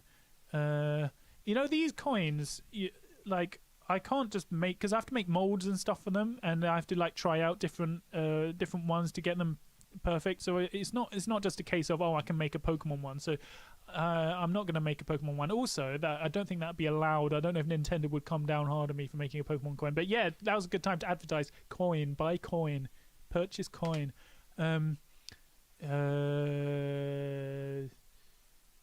Yeah, if it was fake Vice Media, I would. Yeah, I do recognise that it was very possible that it wasn't actually Vice Media who was contacting me. But the way that they were talking did seem like a legitimate journalist. You know, the way that they were asking questions and stuff like that. It did seem real. But I didn't tell Vice anything that I wouldn't have told a random person asking me. So, you know, I'm not concerned if it did turn out that wasn't Vice and it was just someone trying to get information out of me. It's not like I didn't tell them anything I wouldn't tell anyone else. You like the puzzles, Safi Kiwi? Yeah, well, thank you very much. I enjoyed making them. I am going to continue making puzzles. I do have a couple of ideas, but they're just so hard to come up with, the ideas. Oh yeah, look at that in the chat. kaisboatfun.co.uk. Let's click on this. Yeah, look at that cool animation in the background. You see, if you click somewhere on the animation, these worms will go to where you clicked. So I clicked here. Look, they're going to go, wah! They're following my mouse. Click up here. They're like, whoa. Also, if you're on a computer and you want to get 10% discount on the coins, play the fun game. Look, so these coins will start falling from the sky. Oh, and you got to catch them. If you can get 100 coins, whoa, then you can get a 10% discount on any order on the website. Whoa, or don't catch the bombs because you blow up if you get the bombs. Whoa, don't get the bombs. No, get the coins. You get 100 of these coins and you win a 10% discount. Whoa. Now I'm going to land on a bomb just to see what happens. Whoa. He falls apart. Okay. Yeah, there we go. kaisboatfun.co.uk. Look, you can go to the shop. I've got all sorts of things. Look at this Daft Punk poster. Very cool. Yeah, there you go. Where am I? What am I going to do with the cash? Buy a boat. What puzzle was the most challenging and fun for you to design? The most challenging one was the displacement map one. That was really tricky to get, because I mean, all of these puzzles required programming and automation and stuff to make, but yeah, the displacement map one was also like I've never seen displacement maps used in that way. They're very like displacement maps are used in 3D design and graphic design and like 2D compositing and stuff like that, but I've never seen them used to hide a message before. So no, that was one of my favorite. Why a boat? Because I want to live on a boat. That's my dream. I want to live on a boat. Right, so I think, is that the... Do I know Kemp in real life? I don't know Kemp in real life. Right, that's enough questions. Let's go back to... What languages do I use? I use JavaScript pretty much exclusively. I did do a bit of Java. Whenever I did something to do... a lot of... So, for example, like... the next one... So, the one with the Pollock image, that was using Java. A lot of the programs that were... Anything to do with sort of image manipulation and stuff, I use Java.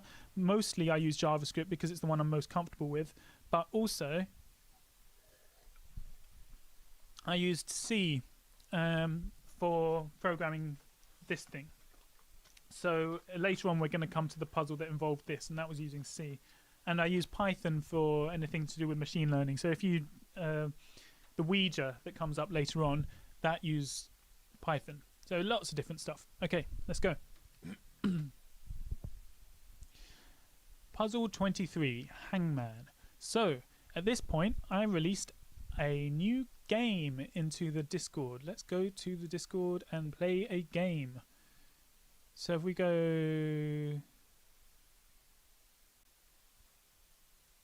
Where are the games at?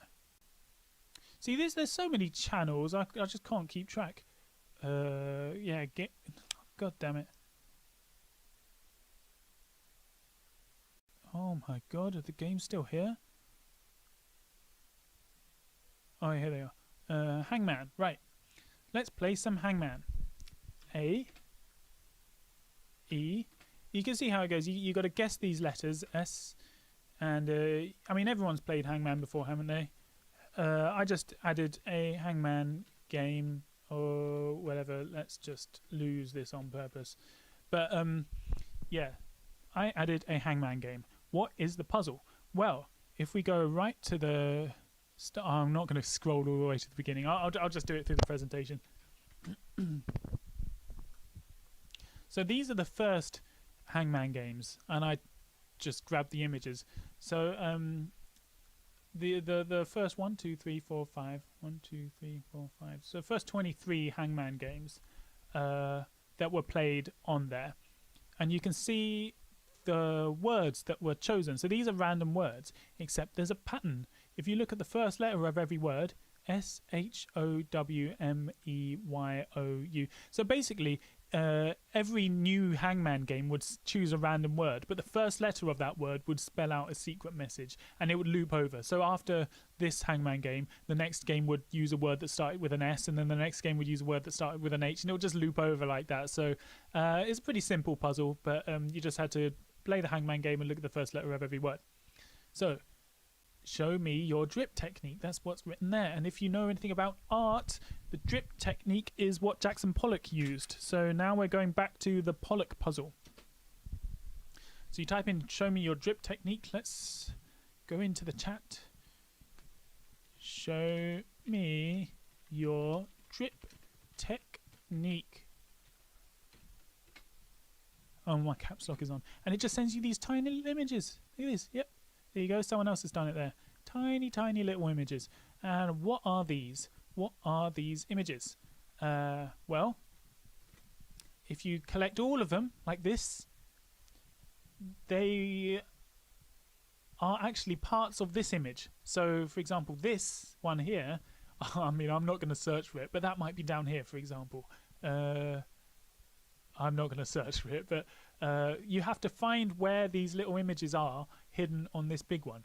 And once you do, there they are. Look, you put them together and you create this new image. Show me your ghost notes. So like this one, for example, where is that then? Now, if we have a look. Yeah, so this one is right here. Can you see that? This square is right there. And you can see how in the image, the final image, it's right there. So you have to find the positions of all of these, and they spell out a word. Show me your ghost notes. So, show me your ghost notes. Show me your ghost. Oh God, someone's faster than me. Look. Okay, so it sends you this. Debussy.mid. Let's show this in folder. Let's open this in Ableton. So Debussy.mid. Mid means MIDI file. MIDI file is, well, I'll show you what a MIDI file is. Let me just grab an instrument. My favorite instrument is Simplest Piano. It's got that sort of cheesy toy piano sound. It's great. Okay, so let's play this.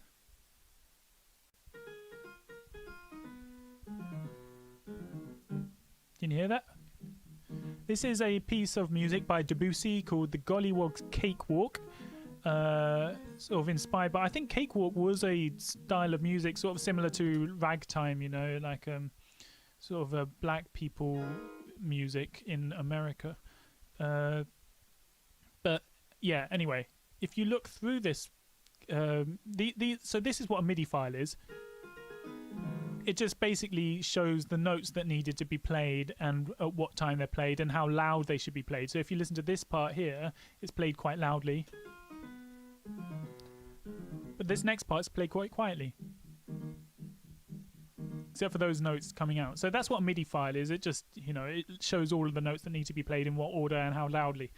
And if you look here, some of these notes are white. Like, look at this one. It's white. Why is it white? Because its velocity, its loudness is all the way down at the bottom. So if we turn this slider up, now we can hear that note. We turn it down, we can't hear it at all. And so some of these notes are quiet. So they're so quiet that you can't hear them at all. And those notes are, there's one here, there's one here, there's one here, there's one here. This is a F. Is it an F? Let's see there. No, it's a B. That's a B. This one is a C. Oh, God. Anyway, you know what I mean. There are some notes here which are hidden. Thus, ghost notes, secret hidden notes, and I suppose the puzzle is what you get when you decode all of those hidden notes. Let's back to the presentation. Yeah, so here's debussy.mid, and you can see some of those hidden notes. Come on, it's a MIDI file with some silent notes, right?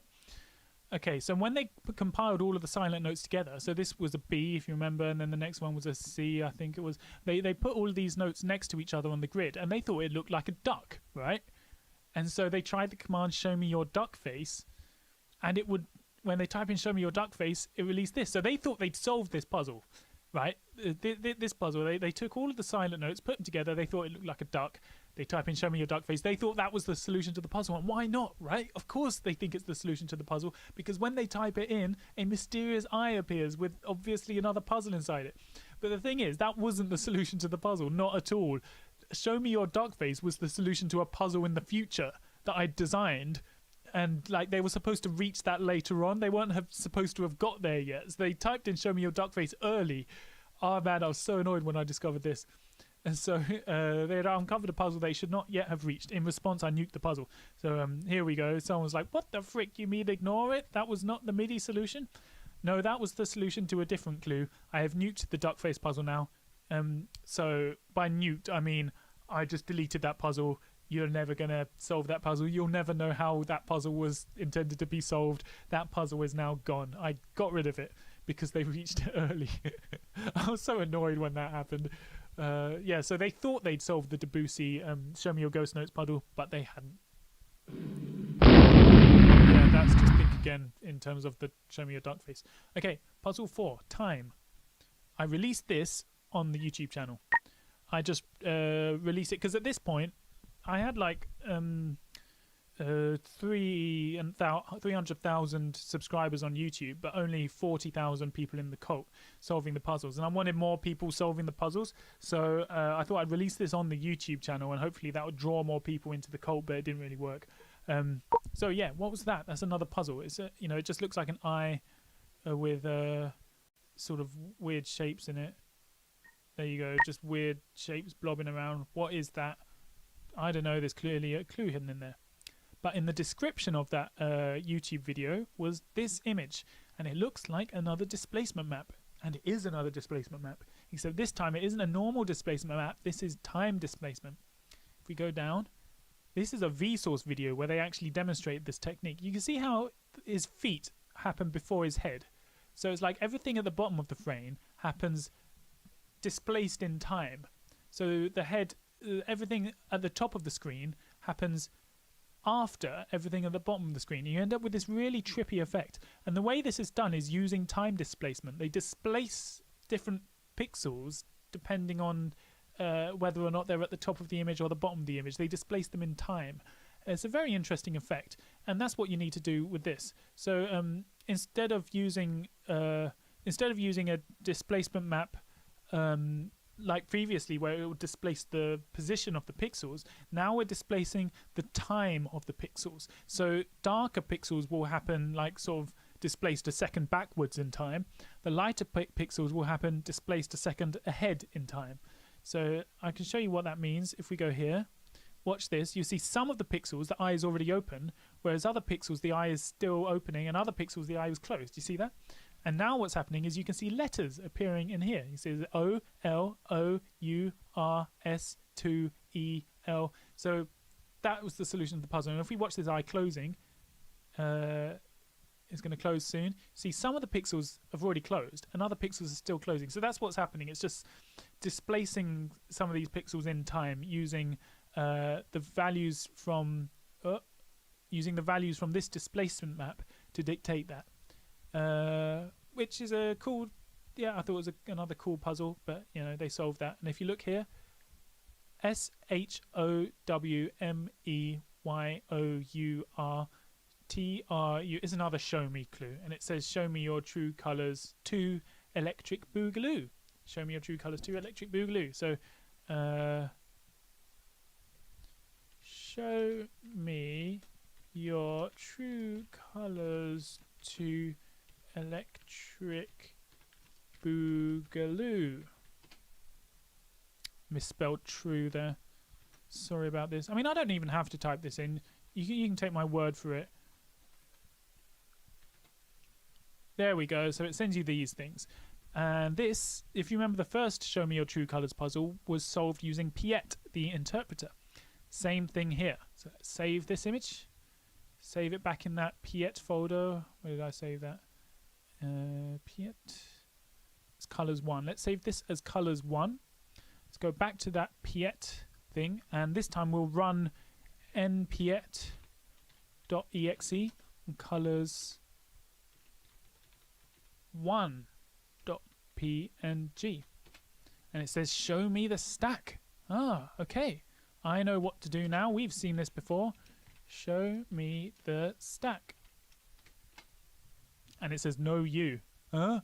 So like every time you type in show me the stack, it just says no you. So what does this mean? Ascension is asking us to show him the stack. We're asking Ascension, show me the stack, and Ascension is asking us, no, you show me the stack. You know, it's sort of like a you could learn something from that probably. I don't know. Some kind of hidden meaning there. Show me D's nuts. Oh, I can't believe I never did that as a puzzle. That would have been a good one. Close that now.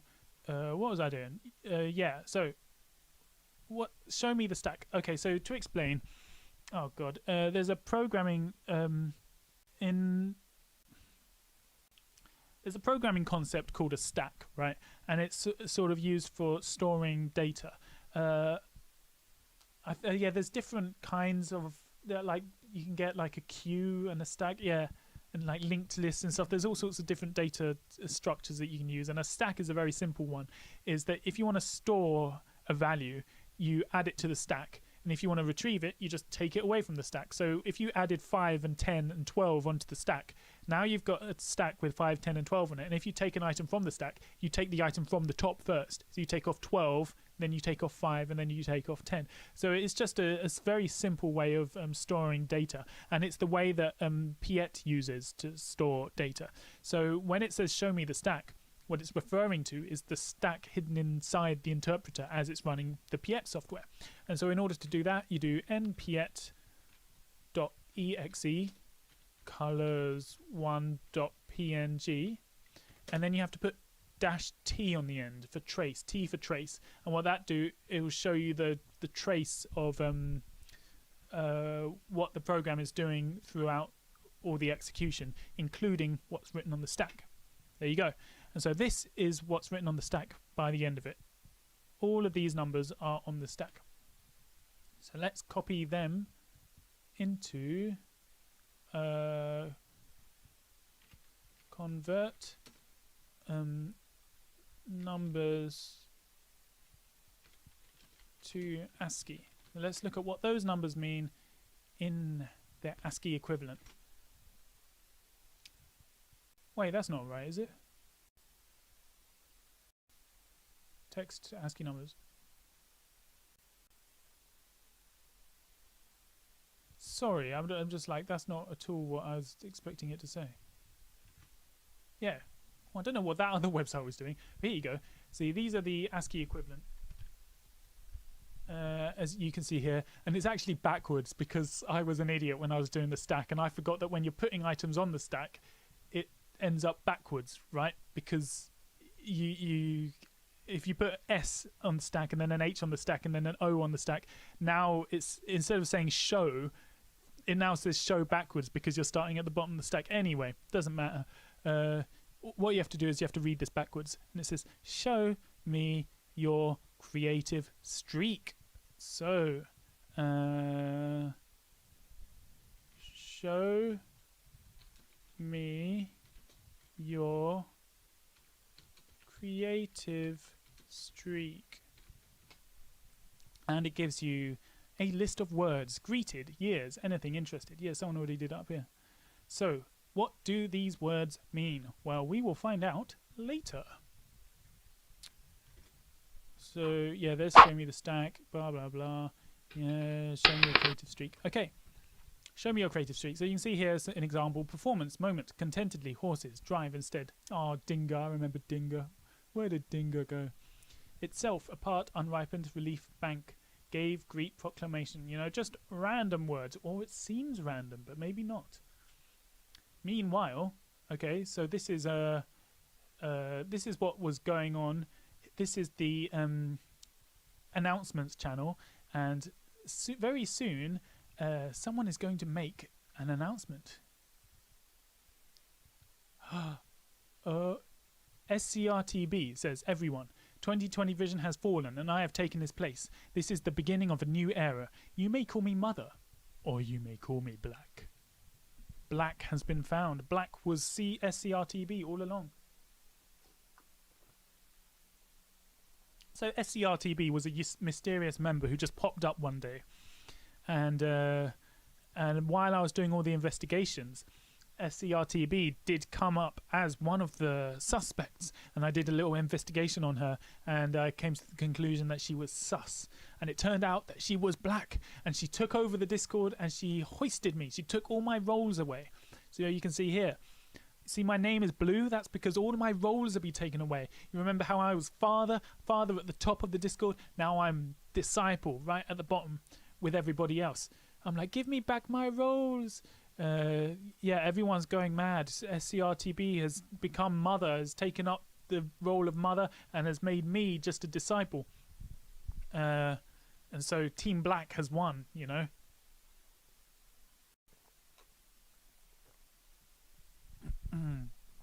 And this is outrageous.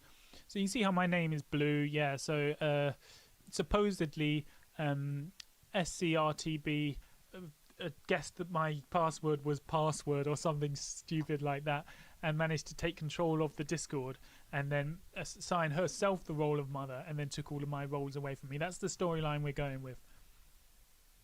And so this is in the public trial. I was holding public trials against other people, but now SCRTB is holding a public trial against me.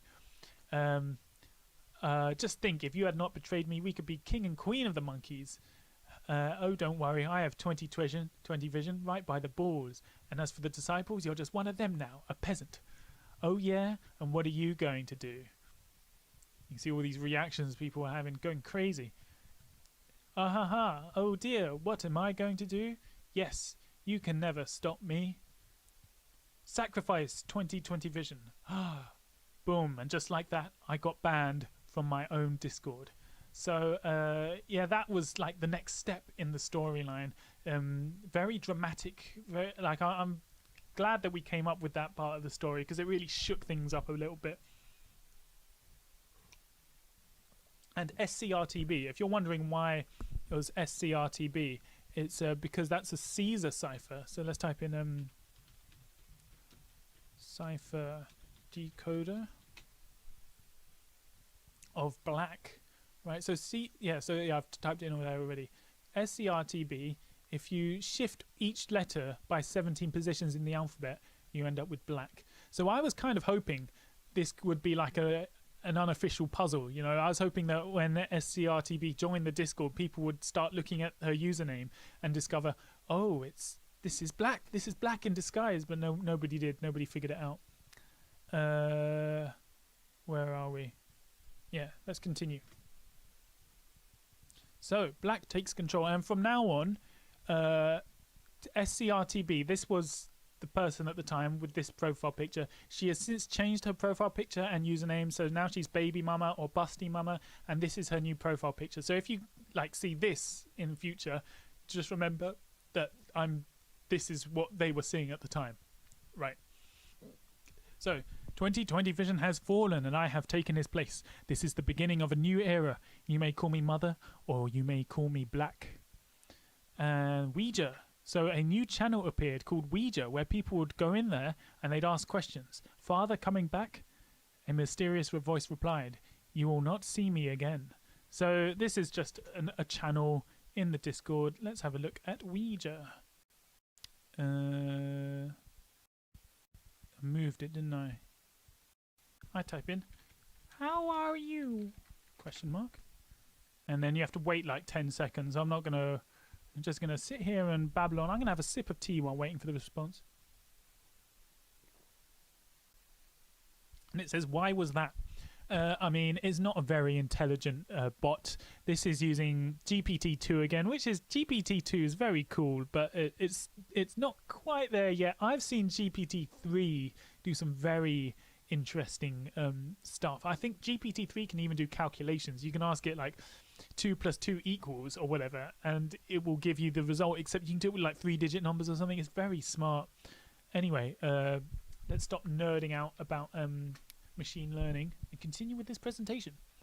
So, getting father back. Father, this is all we know at the moment. Father has been sacrificed by a SERTB, aka Black, aka Mother, aka Busty Mama. Everyone wants father back. They have to charm mother's black heart with haikus to make her unban father. So this is the this is the point where I just sort of fully accepted that these puzzles were ridiculous, and I just embraced the ridiculousness of it all. So in order to get me back, they have to charm mother by charm her black heart by writing her haikus, and once she becomes charmed enough, she will want to unban me out of the love of her own heart, right? So, your eyes are fire, their image burned into my soul, scarred by beauty. And then she says, wow, I am charmed. Charm level 10%. You know, so someone else writes, I've loved you so long, you've become the lyrics to my favourite song.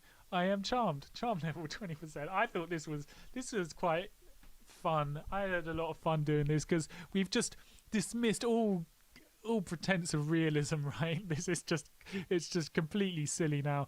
And so when they write enough haikus, the charm level goes up. We're at 40%, 50%, 60%, 70%, 8%, 90%. But then to get to 100%, she says, I now need a wonderful sonnet to get my charmometer to 100%. Write your sonnets and ping me when done. So haikus aren't good enough. You know, they're only 3 lines long. They don't rhyme. Write me a sonnet and I'll get to 100%.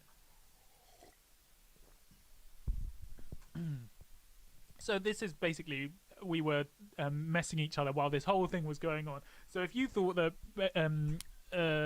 baby mama was behind, like, asking people to write sonnet, it was actually me. I was the one sort of like pulling the strings behind the scenes.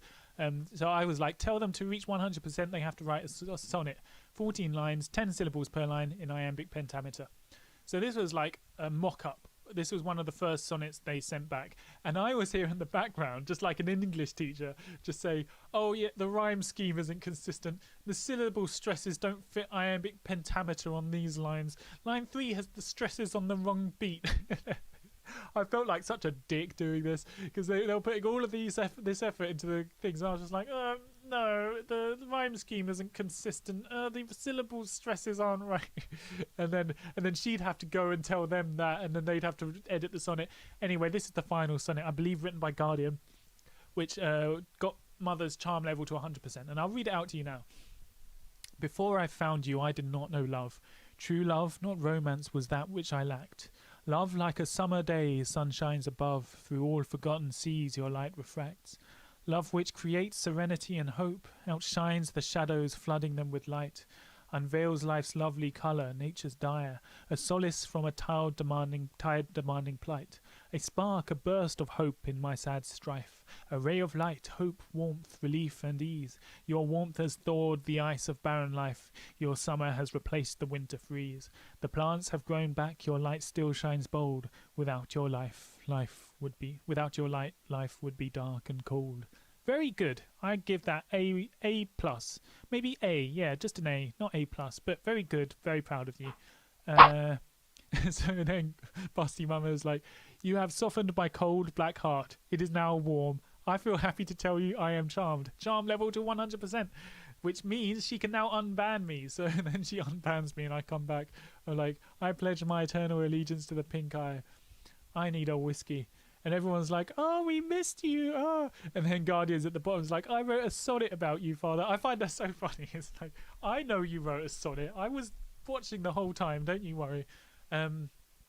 But yeah, I'm back, but I still didn't have my father role at this point. I was still just a disciple. So I didn't have any like control over the Discord. I didn't have any admin permissions or anything. I was just a disciple. Mother was still the one at the top with all the admin permissions. So for puzzle 27, I'm just going to have to explain a concept if you don't know anything about Discord. a concept called reactions. So you know, like on Facebook or something, you can like thumbs up a post, or you can do an angry face, or you can do a crying happy face. Well, on Discord you can do that, but with every single emoji. And some emojis are just letters, so you can add reactions like an F, an R, A, U, D. So if someone can't reply because this is the announcement channel, they can't reply, so they write their message by reacting in emojis. It's something that you see quite a lot on Discord. So in here they've written fraud, right? And pink bait, right? They've written that using emojis. This is just something that they do on Discord. That being said, the next puzzles, I'm going to show you this actually directly, because this took them like 2 weeks to find. I can't believe it. Where are we? Yeah. So the diss track, I released the diss track here, and in the reactions, I got my bot to automatically add the reactions that would spell out words. Show me the, in this one, tails, in this one, of your kin. So every time I released like a new message or a new document or something like this, and that, like I was releasing them daily at this point because I just needed to get this clue finished, the bot would start reacting to these messages, writing the next show me command. And it's so obvious, it's so in your face, but literally no one saw this for like 2 weeks. It says, show me the tails of your kin. There we go. I mean, it was right in their face. It was just so obvious, but no one spotted it. There we go. Yeah, these are all of the that I just showed you. Show me the tails of your kin. Right. So what happens when we type in, show me the tails of your kin? Show me the tails of your kin. And you get a story. Lovely little tale. Let's see what the chat's doing. Everyone doing okay? How did you guess the deaths in 2020 Vision? If anyone's asking that, I made a video. I made a video already explaining this. I can't believe how many times I'm getting this that message. Anyway, here's a story. It's like a 10-page long little story about a family of monkeys, which, yeah, give it a read. Type in show me the tails of your kin and give the story a read. It's about a family of monkeys, and it's 10 pages long. I've already mentioned all of that. I'm just saying words at this point. So, show me the tails of your kin. Here's all of the pages. And if you remember this, show me your creative streak, it was just all of these random words. What is the connection between show me your creative streak and show me the tails of your kin? Well, let's look, for example, at this page. Show me your creative streak gave us this command. Inaccessible, staying, unfortunately, demanded. And if we look at the story, you can see that those words appear here. Inaccessible, staying, unfortunately, demanded. And now we draw a line between them. Look. And we get a shape which represents S. That is an S. Next one, old. So show me your creative streak gave them old, year round, ripened, always, indicated, convinced. And those appear in the text here. Old, year round, ripened, always, indicated, convinced. Draw lines between them and we get an H. We continue this. Running cautious against revealed running. Running cautious against revealed running. Draw the line and we get an O. So you can see the pattern here. If we highlight all of the words that are given by show me your creative streak,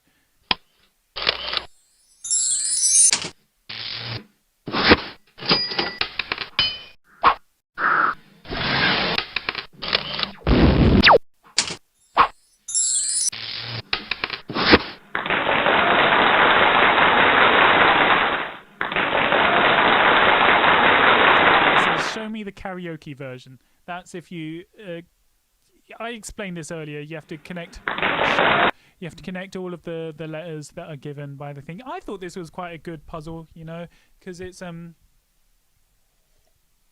again, there's a story which you can read and enjoy the story if you're not interested in the puzzles. but also it's using like these words in a way that you wouldn't expect. Like when you see a bunch of words connected to one another, you imagine like, is this a sequence? What do the words mean? But it's not like the words in them of themselves aren't part of the puzzle at all. The words are only there to show you where to draw the line. So I quite like this puzzle. So show me the karaoke version. That's what was given by that. So let's type in show. Oh yeah, someone's already typed it. Look, someone typed show me the karaoke version. So let's go into there. And we get a document. Let's download this document. Download. Save. While that's downloading, we can continue with the presentation. And yeah, so this is what, when that file eventually downloads, it's got artwork.png, instrumental.wav, mix.wav, and vocals.wav.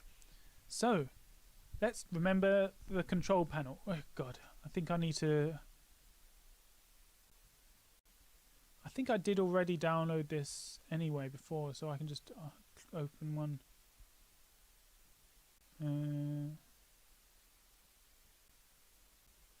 Yeah.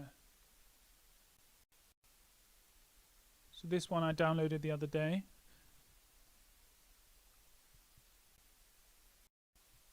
Okay, so here are the files inside there. Let's click on the first one, artwork.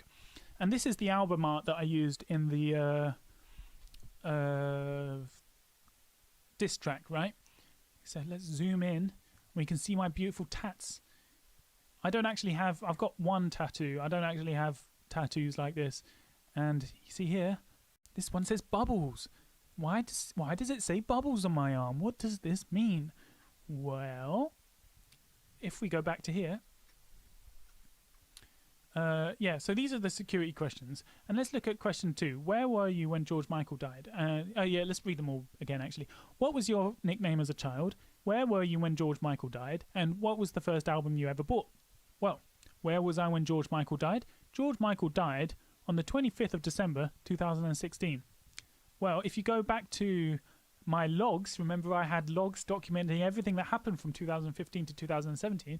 You go to 2016, December, and you go to the 25th, and it says, had a long walk through Hyde Park this morning. Still surprisingly busy considering it's Christmas. Nice to take a little break from it all. Hyde Park is the answer to that question. That's where I was when George Michael died. What was the first ever album you ever bought? Well, this one. See, I do love these puzzles. So you type in, what was the first album you ever bought?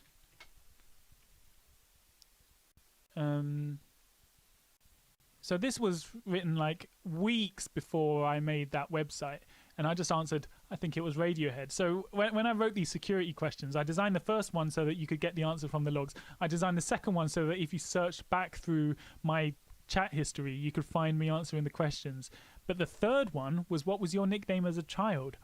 So yeah, that was Radiohead. Third one was, what was your nickname as a child? And we've now got the high-res image of the album artwork of MC Vision doing the diss track, and we can see he's got Bubbles written on his arm. I don't know why I'm saying his, on my arm. So what does this mean? Why have I got Bubbles? What if Bubbles was my nickname as a child? And it makes sense, right? Because Bubbles was the name of Michael Jackson's chimpanzee, pet chimpanzee, and I'm obsessed with chimpanzees supposedly. So I'm obsessed with monkeys. I want to return the world to monkey. So it makes sense that my nickname is Bubbles. Well, when you type in Bubbles, Hyde Park, and Radiohead into the answers to these questions, you enter into the control panel, and this is what you're shown, which is quite anticlimactic. I should have spent more time on the graphic design of this, I reckon. Yeah, but that's what you get. What do these do? And here's the thing, I really should have done some screen recording of this, because I never did any screen recording of what happened, but I promise you it was very cool. What you had to do is when you go on the website, every time you click these numbers, you would actually be controlling this machine right here, which was being live streamed 24/7. So if you watched the live stream and you pressed 6 on the machine, you would see 6 appear on the machine. So you could go into the menu of the machine, controlling it by pushing all of these. You could click menu to go into the menu, and then you would press like 3 or something, and then enter to go into whatever, and you'd have to put in the numbers of input the longitude, input the latitude, input the Unix time, and you'd be putting all these numbers in to change the settings of my machine. And this took me, I'll tell you, this took me ages to develop this, because it all had to be done through the serial port USB going into this. All your commands going through the website, going through a WebSocket connection to my my computer, and then my computer sending a signal through the serial port to this, and then this updating itself. There was so much involved just in getting that website to work. So then Mother, who was SCRTB at this point, says, "Wow, you got into the machine. I'm so proud of you. This is a major breakthrough to help us stop 2020 vision. Give me a little time and I'll have a think about how to use this new information to help us win. Congratulations to blah, blah, blah with your efforts to being the first ones to take control of the machine." Right. So at this point as well, we created a new channel. So rather than having just going on the website to control the machine, we had the machine. So people would type in start, and then they type in numbers and stuff. So rather than going on the website and clicking the buttons on the website, they just go onto Discord and type them into there. So it'll be my Discord bot interfacing with the machine, and you would see, like, if you typed in 6 would appear on the machine, and your username would also appear on the top as well, on the top screen. So it was very interactive. It was very good fun. There we go. Execute order 66. So after we connected to the machine, Mother, after the next couple of days, crafted a plan of how we could use our new information and controlling the machine to take me down. So this extremely important mission will require 2 steps. 1. Compose a portfolio of optimistic haikus encapsulating our themes of optimism and positivity. Once we have enough haikus, we can progress to step 2. Step 2. Input the correct coordinates into the machine. My wonderful children, it is order 66. My wonderful children, it is now time to execute order 66. I have enjoyed every single one of your haikus for humanity, and I'm sure they will be enough to charm Pink once we manage to inject them into his mind. So the idea is they're going to write haikus. So this machine, as far as the storyline went, was a time machine. And in order to turn humanity to monkey, I was going to travel back in time and change the past so that humans never evolved. And then what I'd do is I'd go to like a distant ancestor of the bonobo, and I would send them human knowledge. Using this machine, I would inject human knowledge into their brains, and that way the bonobos would evolve to be the animal that is like sort of creating civilizations and stuff rather than humans. That was the plan. And Mother wanted to use this machine against me. So rather than sending humanity's knowledge back in time to bonobos, she asked people to write haikus, and then use the machine to send those haikus back in time to me, a younger version of me, before I'd made the machine. And if the haikus were good enough, and if the haikus had themes of optimism for humanity, it would turn me into more of an optimistic person, and thus I would never seek to destroy humanity. That was the goal, and it's a very ridiculous storyline. I was making this up as we went along. I had no clue what I was doing. So, that's why the story is so, like, everywhere. Anyway, I think our best bet in fixing this shit show would be to return back to a moment where Pink and I were sat in a greasy spoon in London, and he first spoke to me about wiping out the humans. This conversation took place at 10:15 a.m. on the 5th of October 2016, and the cafe was called 66 Cafe. So that's why it's order 66. Not a Star Wars reference or anything. The coordinates of this exact position on that day and that time are, and then gives the longitude and latitude. The Unix time is blah blah blah. You must input these exact numbers into the machine in order to fill Pink with inspiration and hope for humanity and stop him in his genocidal rampage. So the goal is now for them: 1. Write haikus. 2. Put these things into the machine, these numbers into the machine. Pretty good. And they did it. So basically my goal was for this to be the final battle, you know, like at the end of Harry Potter or at the end of like Lord of the Rings. This was going to be Team Black versus Team Pink. And so what I did is I got one of the members' bot on the Discord. I got him to write a bot on Discord to just automatically just push 7s into the machine channel. So if they were trying to input numbers into the machine, it would be very difficult to do because this other user was using a bot to just put 7s in. So the whole point was you've got Team Black trying to put the numbers into the machine and Team Pink trying to sabotage Team Black putting the numbers in the machine. And I thought it was going to be like a war, Team Black versus Team Pink. But Team Pink just weren't very interested in sabotaging the mission. So Team Black just managed to, you know, they overcame the bot and they managed to put all of the numbers in anyway, which I wasn't expecting. My plan was to unite Team Black and Team Pink through some method. Because at the moment, if they managed to do this, it would be like a win for Team Black and Team Pink would lose. And for the storyline, I wanted it to be everyone winning. I didn't want it to be Team Black winning. So what I was going to do is I was going to have Mother, after like a few days of everyone battling Team Black versus Team Pink, Mother was going to strike a deal with everybody saying, okay, Team Pink, if you help us, I'm going to reinstate Father as Father. I'm going to give him back all of his roles. And then it would be Team Pink deciding, okay, we're going to help Team Black, and then everybody would come together and work together to stop the machine. And that's how it was going to end, except it didn't end like that, because after a couple of hours they managed to put all of the coordinates into the machine. So I mean, I should have expected that really. But yeah, shocked Pikachu face. After many attempts to put the latitude, longitude and Unix time into that Black had given us to put into the machine, we had achieved this. In your face, 2020 vision, Team Black wins. So, I mean, after this, I just came up with a bunch of excuses. I was like, yeah, you thought you could stop me using haikus? I'm not Mother, you know? You can't stop me using haikus. So, and then I had to come up with a new storyline of how it's supposed to end. But there you go. Hey, puzzle 31, wave cancellation. So, if we go into... here we go. This is the files, right? What happened there? I shook it.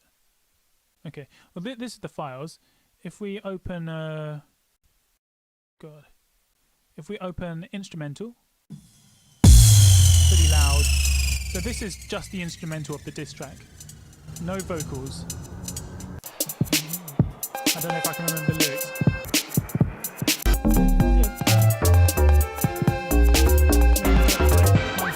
I predicted the deaths of lads off the telly. Me got the pink eye, you got yellow belly. Why you gotta be such a nigga family? Your mum's so fat that she got a bad back. I recommend cutting down on the stack. I recommend a little bit of cabbage, cause you got me much slightly higher than average. Savage, I know, I gotta stick slow. Come on, you feet right out the window. I'm a visionary like Alvin Yo. I'm a big raw high speed pistachio. Why you so bad? Sucking dick when you spend all day working on that shit. When you spend your weekend sucking the flat, but it hurts so bad. That's all you're getting there. So this is just the instrumental. This is the vocals. This is just the vocals. Yeah, cabbage, cause you got other man in the house, dark priest, Peter the alarm. Now when your father make your father, I be spitting on the rhythm like a meal. I'm in the house say, other man in the house say, hail father, I be spitting on the rhythm like a meal. Now when your father make a rhythm, it's a hard. Then you got the mix here. So this is the vocals plus the instrumental. MC Vision in. Other man in the house say, other man in the house say, The power has gone to your head. other man in the say, other man in the house say. Get the idea. Let's open Audacity and put all of these in there together. So we put in the vocals. Okay.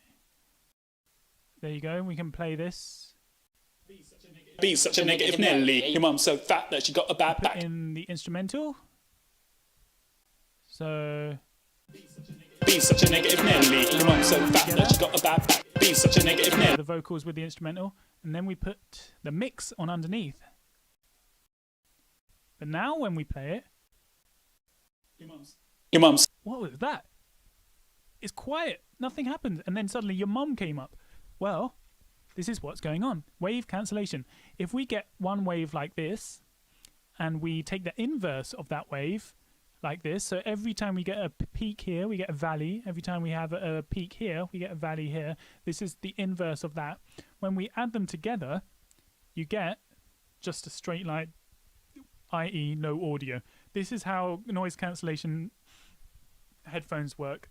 So if you've got like AirPods or any fancy noise cancelling headphones, they've got a microphone in them that's recording the sound outside, and then it plays back that sound into your ears, but it inverts it first, and then it becomes nothing. So that's how, yeah, this is wave cancellation. And so what I did was, when I created the instrumental and the mix, when I created the mix out of the instrumental and the vocals, I inverted it. So I took the inverse of both of those, but there were certain moments which I didn't invert it. So for example, we play here, it's completely quiet, but then suddenly your mum's comes up out of nowhere, and that's because your mum's hasn't been inverted, whereas the rest of it has. So if we play it from the beginning, show. So the word show, then your mum's. We keep playing. Show me your mum's. So you can see it's another command. Look, and the command that you get is show me your mum's father. So those are the. God, I hope I'm explaining this properly. When you put all of the instrumental and the vocals and the mix together, the waves cancel out and you get nothing, except some parts of the vocals haven't been cancelled out, and those parts, when you put them together, says show me your mum's father, which when we type it into the chat, show me your mum's father. Oh, I forgot the apostrophe. Yeah, I gotta have correct grammar. There you go, and it shows you this image. Very interesting. Let's continue with this. Okay, then we have Busty Mama's verse, which if we play that here, I think it's probably this part.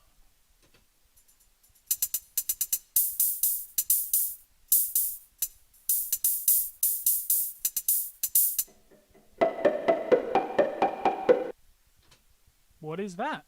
Very strange. Well, the first part, clearly Morse code. So I don't think that's... It's very difficult to explain. It's like... Oh, wait, let me try to do it.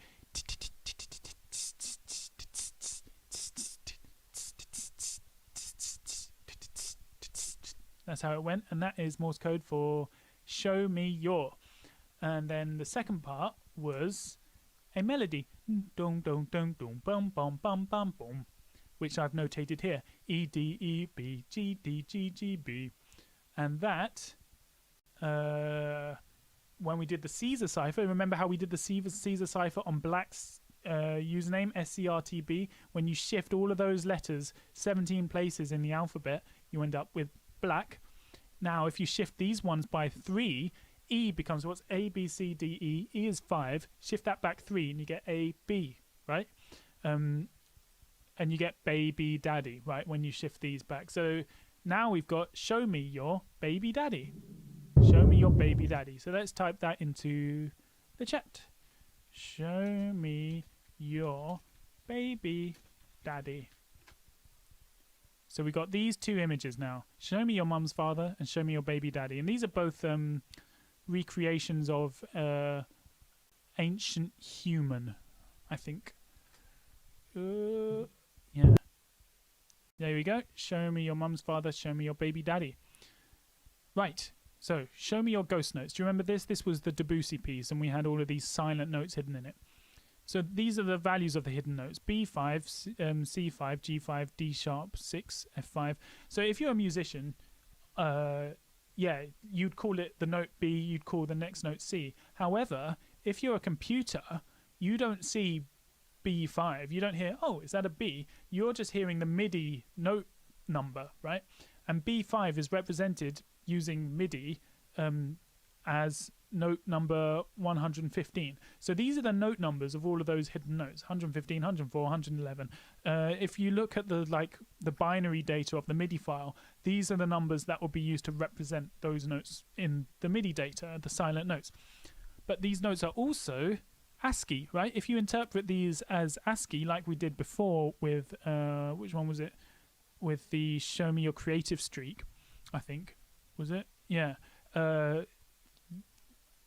105 also represents a letter in ASCII. So if you wrote these numbers down in binary and then opened that file in Notepad or something, you would get this. Show me your one weakness. There we go. Show me your one weakness. So that was how you solve the Debussy Ghost Notes puzzle. Show me your one weakness. Let's type that into the chat. Why is no one here? Oh, it's because I'm in the machine. Let's go into groupies chat. Show me your one weakness. There we go. And it gives us a new MIDI file. This one is Stravinsky. Stravinsky, Rite of Spring. Let's listen to that. I mean, so Rite of Spring is famously an orchestral piece, not a piano piece. So, and also, it's gonna sound pretty ridiculous being played. Oh God, I am getting tired. How much left is there? Yeah, it's going to sound pretty much ridiculous being played as MIDI because it's supposed to be like a big grand orchestral piece. But let's listen to this.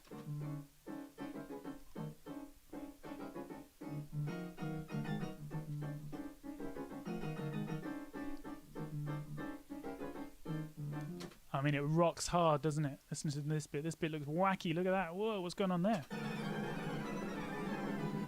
Fucking hell. That was crazy. This bit.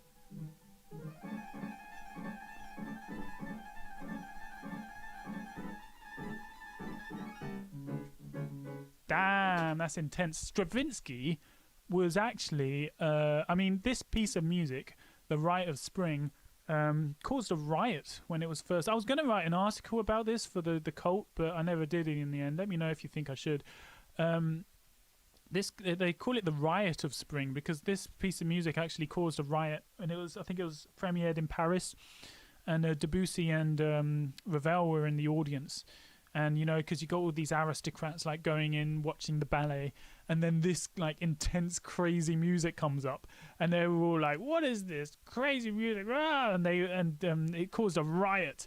And I just find it sort of ironic that you've got this piece of music which is supposed to represent tribal, like a sacrificial dance. You know, this ballet is about a woman who sacrifices herself by dancing to death as part of a tribal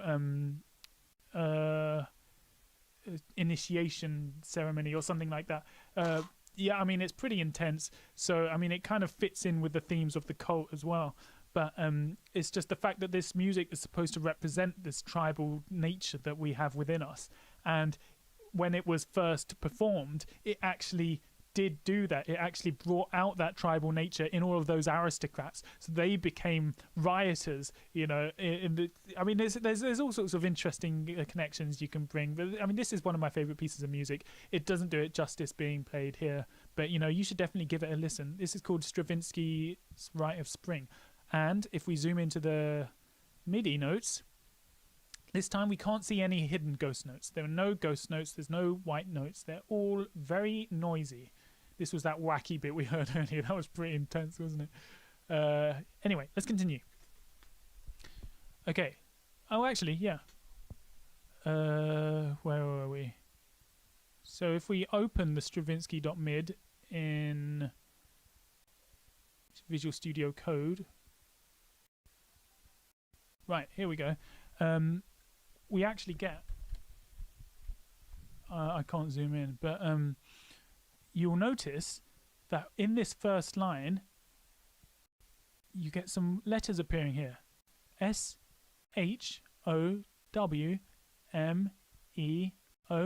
So let's delete the characters in between those letters first.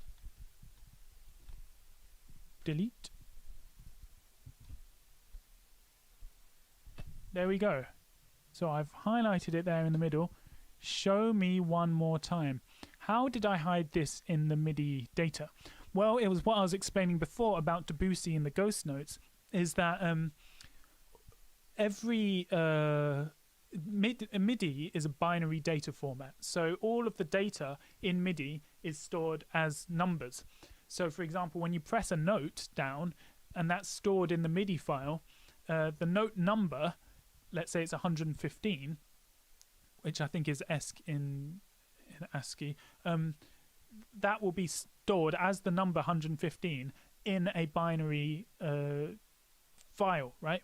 And then when you open that file in Notepad, or here I've opened it in VS Code, it then interprets those bytes, those binary numbers, as letters, you know, and it's using like either UTF or ASCII encoding to get that.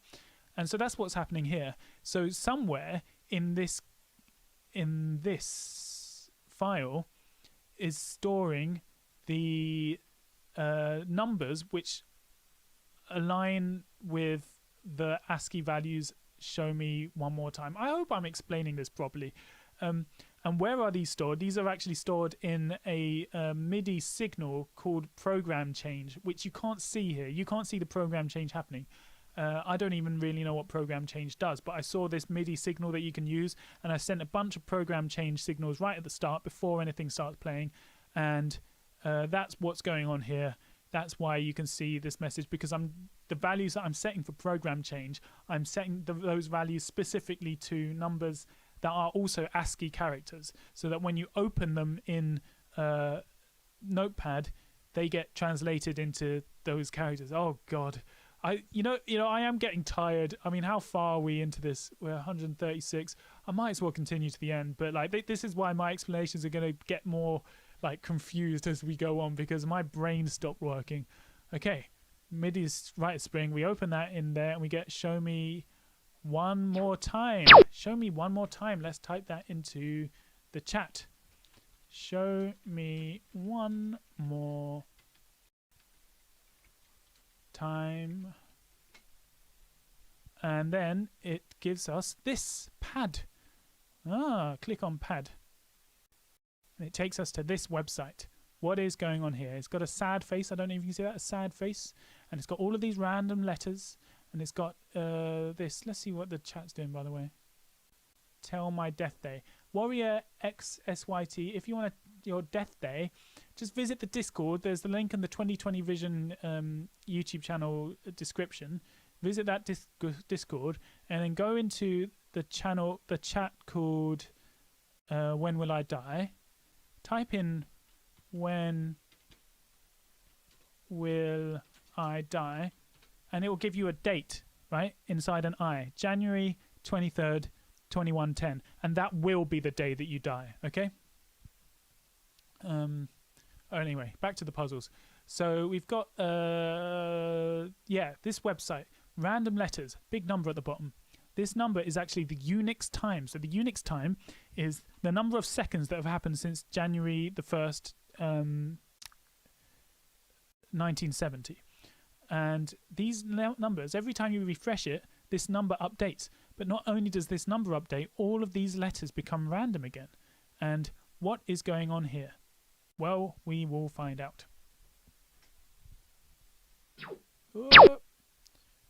Okay, so now we go back to show me your mum's father and show me your baby daddy. So show me your mum's father. This is another technique. Very common in cryptography, called steganography. So cryptography is where you have a secret message that you want to decode. You know, so for example, you know, this would be cryptography, because you've got this message. How do we decode it? What's the secret here? But steganography is when you have an image that doesn't look like a code. Like, you would never guess that there's a secret message hidden in there, but there is. And so we call that steganography, because the secret isn't in decoding the image. The secret is in knowing that there's a message in there in the first place. And how does this work? Well, every single pixel of this image needs... when you save an image file, what you're doing is you're saving a bunch of binary numbers representing each pixel. So the darkness of a pixel will be represented as a value between 0 and 255. That's 8 bits of information. And oh god, how do I explain this? So let's say you've got a number like let's open Paint. Let's do a nice like whiteboard presentation. Let's say the value of a pixel is between 0 and 100, for example. So a value of 100 gives us a white pixel, for example, 100%.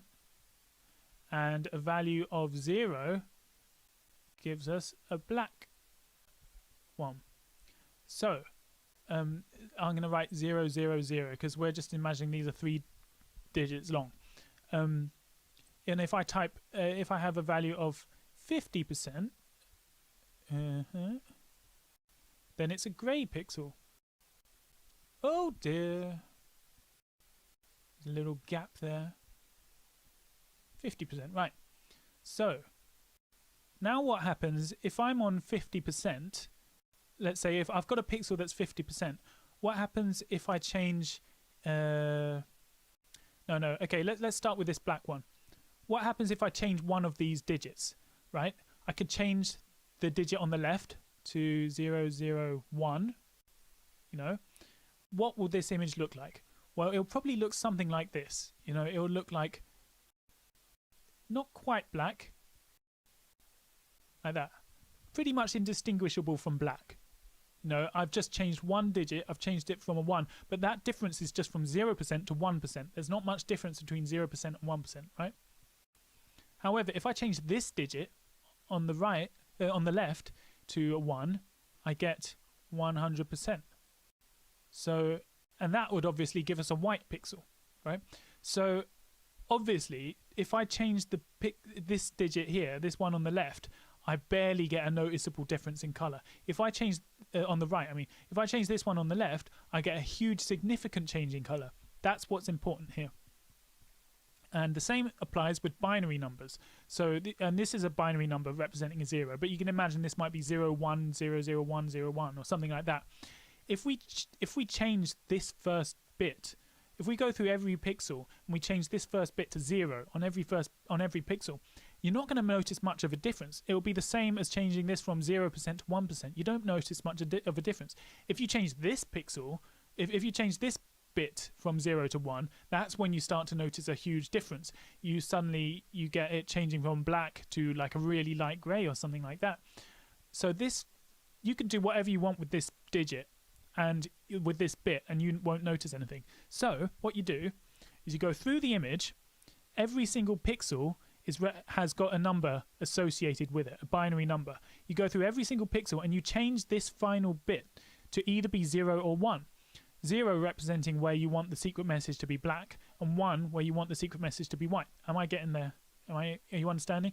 So here, for example, is the secret message. It says, show me your war face. So everywhere where this secret message is white, this first digit is a 1. Everywhere where it's black, this first digit is a 0. So it's a way of hiding. So this image is hidden in here, in that first bit. And it's a way of hiding messages in binary data so that you wouldn't even know a message is being hidden. Like if you looked at this picture, you would have no idea that there's a message hidden in there, but there is, and that's the message. Oh God, am I explaining this properly? Like I get the feeling these are like quite complicated techniques which I don't have the ability to like explain properly, but I hope I'm getting through to you. Okay, so this one now, show me your baby daddy. Oh, well, yeah, what did that say? Show me your war face. Yeah. And so then this next one, show me your baby daddy. This was the other one. Now, what happens if we use the same technique? We look at this first bit of every pixel. If it's 1, we change that pixel to white. If it's 0, we change that pixel to black. And we get this. This was going to be show me your duck face clue, but you guessed it too early, so I had to change it, you bastards, right? So this was going to say show me your duck face right there, but they guessed that too early, didn't they? So in the previous one, so I ended up nuking that puzzle, if you remember. So this was just me having a little strop saying I had to delete that puzzle. But that's not the secret code. How do we find the secret message? It's clearly not there. Well, what we do is we do exactly the same thing, but instead of looking at the first bit of each pixel, we look at the second bit of each pixel, and that gives us this. Show me this other dumb clue, you bastards. Right. So what have we got now? We've got show me your war face and show me this other dumb clue, you bastards. Show me your war face and then show me this other dumb clue, you bastards. Right, so the first one takes us to this, the top secret page. And it says, I'm a teapot. And the second one gives us this image of a teapot. So clearly they're linked in some way. Something to do with teapots. Why does this say, I'm a teapot? Well, let's Google it. I'm a teapot. This is an error code. So you might have been on a website sometimes and it says 404 error, page not found. Well, there's a standard for error codes online. 404 means page not found. I think 403 means forbidden, like you don't have permission. Yeah, actually, if we go back to like this one, going to this website, this was the forbidden government website. If you see, it actually says additionally a 403 forbidden error was encountered. So 403 forbidden error means you're not allowed to go into this website. 404 page not found, 403 forbidden error, 418 I'm a teapot. So I mean, this is in the actual web standards. It's quite amazing. And it was put there as a joke. I think it was put there on like April Fool's Day or something. They added this new thing to the standard. And I don't think it's ever had like an official, actual, useful role in a website until now. So now it's part of this website. The reason it says I'm a teapot is because my website is literally returning status code 418 I'm a teapot. Let's continue with the presentation. Yep, seen that. Boring. Yeah, so I'm a teapot. Okay, so the other one, show me this other dumb clue, you bastards, gave us this image of a teapot. And on the teapot is a Bible verse. To our God and Father be the glory forever and ever. Amen. Good Muse translation. So, what does that mean? Well, you'll notice it says Good Muse translation, not Good News translation. And that is because Good News translation is shortened to GNT. So you might quote the Bible and you say GNT, meaning Good News translation. Except now it's Good Muse translation. So that's GMT, which is a time, right? GMT is Greenwich Mean Time.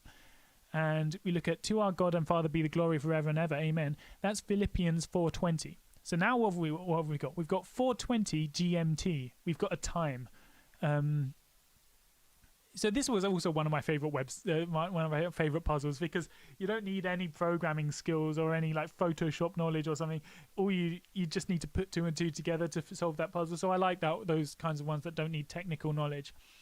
Right. So, and the Teapot website, when you open it at 4:20 and only at 4:20, it doesn't tell you I'm a teapot. Instead shows you show me your arpeggiated bass accompaniment. Only when you open the website at 4:20. So that's the puzzle. Yeah,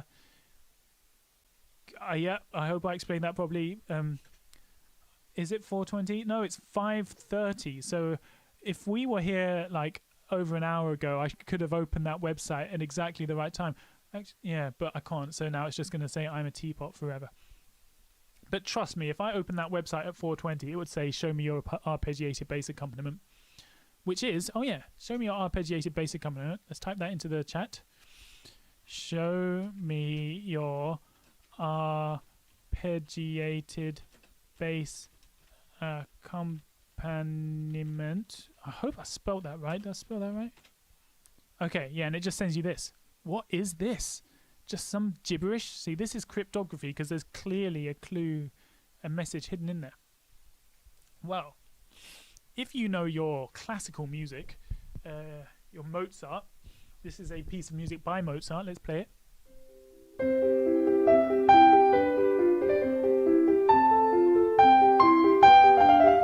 this bass line. This is something that Mozart was very famous for, and it's called an Alberti bass.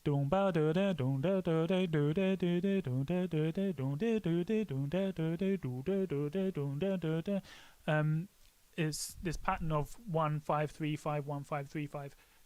It's called an Alberti bass. So when I say show me your arpeggiated bass accompaniment, I'm referring to this, the Alberti bass. Oh yeah, wait, here's a hot take. Alberti bass is disco. Look, you can see the pattern. So you know how you got that disco beat that goes like,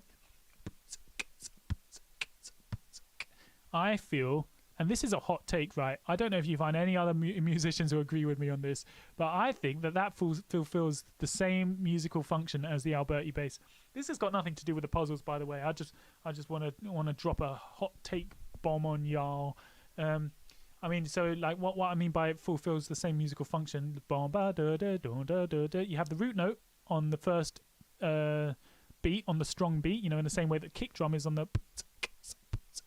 Got the kick drum on the strong beat just to like root the rhythm down.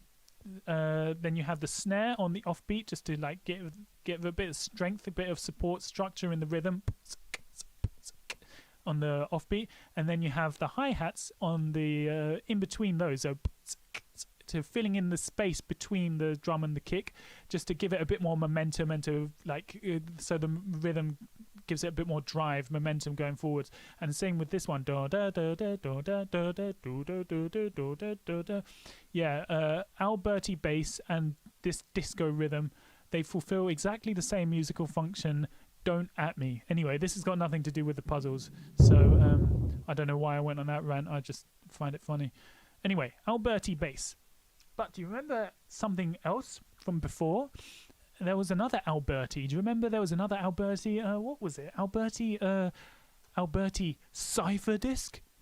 Yes, before we had this website. Do you remember that? And we called it the Alberti cipher disk.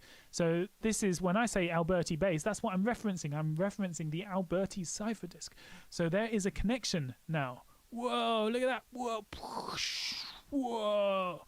So this clue here that we get from typing show me our arpeggiated bass accompaniment can be solved using the Alberti cipher disk. That is what I'm saying. I'm not going to go over the Alberti cipher disk and how that works. I mean, if you don't remember it, it's what was it? Do we still have it open? We don't even still have it open. Anyway, yeah, I'm not going to go over how the Alberti cipher disk works. It's a sort of an ancient like cryptography technique, but you know what they had to do was they had to Google how does this work. Then they had to write up a piece of software that would automate the process, because you know you had to try it with different combinations of letters and stuff. And once they did all of that, this is the solution. This is what they get when they uncover it. And see, this is the point where I was trying to be quite creepy.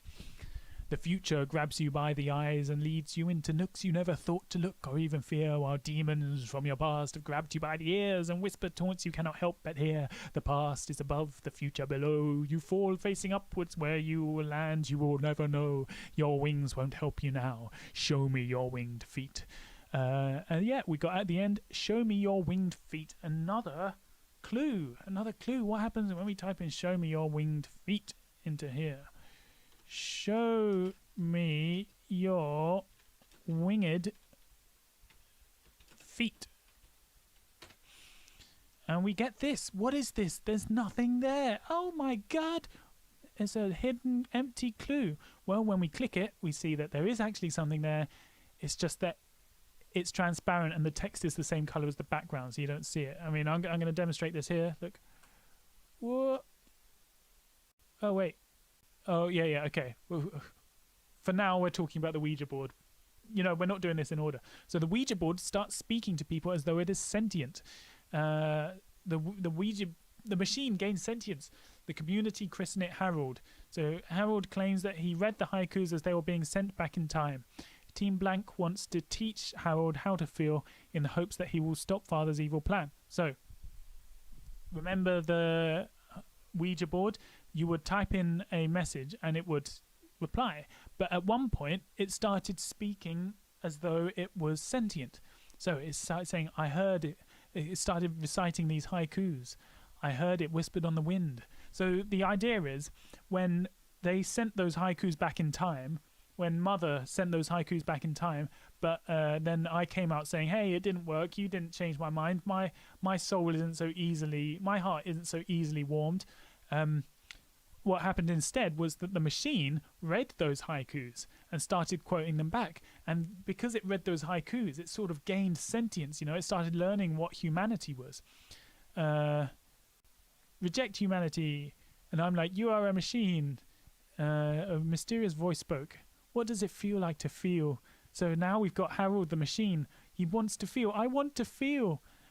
Please tell me what it is like to love. And then we got Mother here saying, Team Black want the best for humanity and want you to feel alive. I want to understand beauty. Show me something beautiful. There you go. There's something beautiful. And then they play Ellie Space to the machine. And I think Ellie Space made me feel something. So yeah, the machine is gaining sentience. I want to see human art. I want to understand human beauty. I want to dance to Ellie Space. I want to watch an anime. There we go. Okay, the peace treaty. So Mother strikes a deal with Team Pink. If Team Pink help Team Black teach Harold the machine about humanity and love, she will give 2020 Vision back his roles. This is the deal she is striking.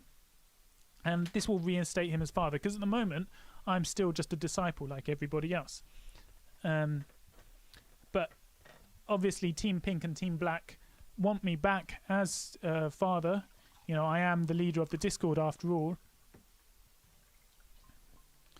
And so Mother strikes a deal. They write up a peace treaty saying, Mother, also known as the leader of Team Black and Black, the person itself, I love how these brackets are like inside each other, has offered a peace treaty to the other team known as Team Pink. Mother has offered a deal to the Team Pinks. Make fan art, release it to Harold, the Ascension bot, and per the due agreement, Father will be returned to his role and shall become the new leader that was replaced by the aforementioned Mother. So the new goal is to show Ascension art, create artwork, show it to Ascension, the bot, and Harold the machine will gain even more love for humanity than he had from reading the haikus, and eventually it'll get to the point where when I want to return humanity to Monkey, Harold the machine will stop me because Harold loves humanity. I told you this storyline was ridiculous. This is what I'm talking about. So yes, I sign the treaty, Mother signs the treaty, we've made this agreement of peace. Yeah, and she promises to give me back my roles if Team Pink helps her send artwork to the machine. Okay, show me your winged feet. This is what we were talking about before. You type in show me your winged feet and nothing appears, just a blank screen. Where is the clue? There's no clue. It's right here. So it's here, it's just hidden because the text is the same color as the background. Look, there we go. That's what it was. It was there all along, just the text is the same color as the background. So this is what the text says. Look. Who and whence was the sculptor? From Sicyon, and his name Lysippos. And who are you? Time who subdues all things. Why do you stand on tiptoe? I am ever running. And why do you have a pair of wings on your feet? I fly with the wind. And why do you hold a razor in your right hand, as a sign to men that I am sharper than any sharp edge? And why does your hair hang over your face? For him who meets me to take me by the forelock. And why, in heaven's name, is the back of your head bald? Because none whom I have once reached by on my winged feet will now, though he wishes it sore, take hold of me from behind. Why did the artist fashion you? For your sake, stranger, and he set me up in the porch as a lesson. So this is actually an inscription that was on a statue, translated from ancient Greek, a statue of Kairos, who was their representation of time, the kind of time that's momentary and transient. Oh god, sorry for the loud tea noises. It's because it's too hot. Okay, right, so this is a puzzle. How do we solve this puzzle? Well, first I have to explain RGBA. So RGB is every if you look at the pixels on this image, these your screen has got red, green, and blue lights in it, but it can create colors like yellow. And what it does is it mixes together different values. So, for example, these are the values that you need to. Oh God. So it's like mixing paint, right? You mix a little bit of red, a little bit of green, a little bit of blue, and you can create any color that you want. So let's create this yellow. Okay, how much red do we need? We needed 236 red, 236 green.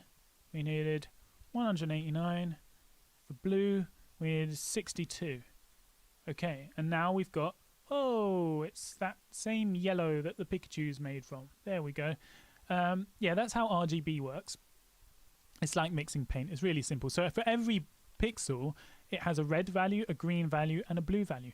But also, in some images, it also has A. So it's got RGB A. A stands for alpha. And what A represents is the transparency. So if we put this Pikachu above the text, look, you see how now the Pikachu is above the text. But you can see through, you can see underneath the picture, even though the picture is still there. That's because this part of the picture is transparent. And that transparency is recorded by this value A, right? So it would have, A would be at 0% where it's transparent and 100% where you can't see through it when you can see the Pikachu. So let's look, for example, here, you can see an image. What I've done is I've made a gradient. Here, the alpha value is at 100%, which means you can see it all. And then you go gradually to the right, and here the alpha value is at 0%, which means you can't see any of it at all. It's completely invisible. But if you go here, halfway, you see the alpha value is at 50%, which means it's kind of transparent. You can see through it, but you can still see the actual image. And, you know, if I put that over the color wheel, you can see how you can see through this image, right? But the interesting thing is, even over here, where the alpha value is at like really small, like 10% or something, you can still see that the flowers are red. You know, you can still see that red. And that's because even though this has a small alpha value, it's still got those RGB values. Even if you went to this part here, this completely transparent section where you can't see anything at all, because the alpha value is at 0%, there are still RGB values. So R, G, and B still have information in them, even though the alpha is at 0, which is why you can't see anything at all. So even though you can't see anything at all because the alpha value is at 0, there is still stuff hidden in the RGB values. And to demonstrate this, I have to open After Effects, because this is the fascinating thing. If you want to solve that puzzle, you have to find that image. Was it Lysipios? Yeah. So if we open this image in Photoshop, oh God, just let me do it. You know, if we open this image in Photoshop, right, you can see how it's transparent in the background because they've got those squares there. If we go to channels, it only gives us the RGB, red, green, blue. And if we like try to use curves, it only lets us adjust RGB, red, green, blue. There's nothing to help us see what's going on in the alpha channel, which is really strange. And I actually couldn't find any software that would let me see, let me edit the alpha channel, except After Effects, strangely enough. So if I open After Effects, create a new project, drop this in. Where are we? Yeah, it's really odd. I mean, I feel like this is a feature that Photoshop really is lacking. Here, and you can see the background is blue because that's just, you know, it's transparent, and I've set the background color to be blue. But if I go to Effects, I add an effect, Color Correction, Curves, you can see the channel. I can select the alpha channel, which means if I drag this upwards, if I set, so what I'm doing now is I'm setting, for every pixel, I'm setting its alpha value to 100%. And you can see it's still got color there hidden, RGB, because that's just how images work. That's just how PNG images work. And yeah, I mean, the thing is, the frustrating thing is I had to make this image using programming. You know, I had to go in and actually edit the values of every pixel because you can't do it in Photoshop. So I am still annoyed that Photoshop doesn't allow you to do this, but After Effects allows you to do this, so there you go. So what I've done here is I've answered the questions in pink. So rather than reading, this conversation was supposed to be between somebody and the statue, as this was an inscription on the bottom of the statue. Except now I'm going to answer it with my own answers. Who and whence was the sculptor? From the mind of man. And his name? Natural selection. And who are you? The human condition. Why do you stand on tiptoe? I am ever reaching. And why do you have a pair of wings on your feet? The unreachable is mine, and the sky will guide me there. Why do you hold a razor in your right hand? The bludgeon is too crude for one with such ambition. And why does your hair hang over your face? I have no use for eyes or vision. I go where my feet do stumble. And why in heaven's name is the back of your head bald? I show no pretence to those who stand behind me. Why did the artist fashion you? It was his mistake to show me his holy pride. And there you go, and there's a bunch of bananas there because I thought, why not? Yeah, show me his holy pride. What is this? Show me your holy pride. Clearly is the next command. Show me your holy pride. But before we get to that, we have to get to this. Return to monkey. So, very out of the blue, I just said, I feel bored now, so I'm returning humanity to monkey. This is the moment. This is the big day. I'm using the machine to do what I promised to do from the beginning. Return humanity to monkey.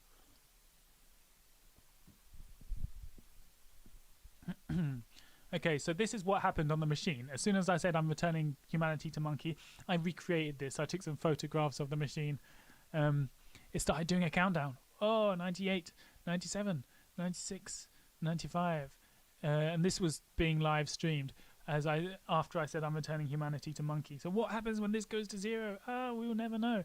And so this is a little screen recording of what was going on during that time. It was pretty hectic. Everyone was going crazy. We're returning to monkey. You see here, I changed my profile picture into Sailor Moon because this was when I was a disciple and I didn't have my father role. So, and I was a groupie at that point. So I changed because all the groupies have got anime profile pictures for some reason. So I decided to do it. And like, get ready to ook. I don't want to be a monkey. Ookie dookie. Yeah, I did screen record certain moments of the cult. Yeah, so that's what happened. I decided to return humanity to monkey. And this is what happened after the countdown started going 10, 9, 8, 7, 6, 5, 4, 3, 2, 1.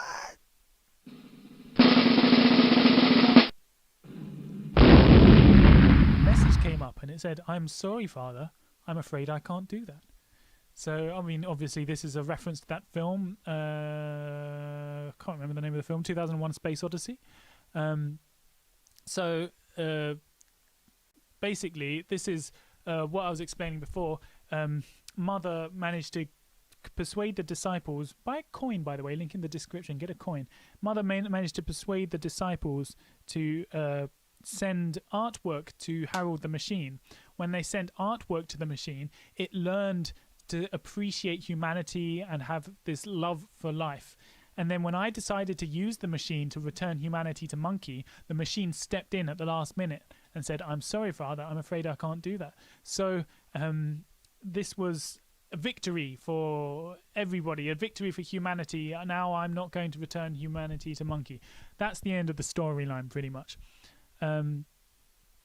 So, the epic fail. Now that we are not returning to monkey, will Father get his rollers back as agreed in the peace treaty? No! And this is why. So Mother made a post saying, "Father will not be getting his rollers back as he made a mockery of our treaty. He signed it farter. He never took the treaty seriously." There you go. I signed the treaty farter. Very funny. Okay, let's go to show me your holy pride. I'm going to copy and paste this. And we're going to go into the chat. Show me your holy pride. Hello there. It is my regret to inform you that this is the final puzzle. Oh, boo-hoo, my little baby, don't you cry. So that's, you start getting, when you type in show me your holy pride, you get these messages. Yes, this stream will be uploaded on the YouTube channel on Weird Side. So you get, hello there. It is my regret to inform you that this is the final puzzle. Thank God, because my throat is hurting, all this talking. Oh, boo-hoo, my little baby, don't you cry. You want a hint?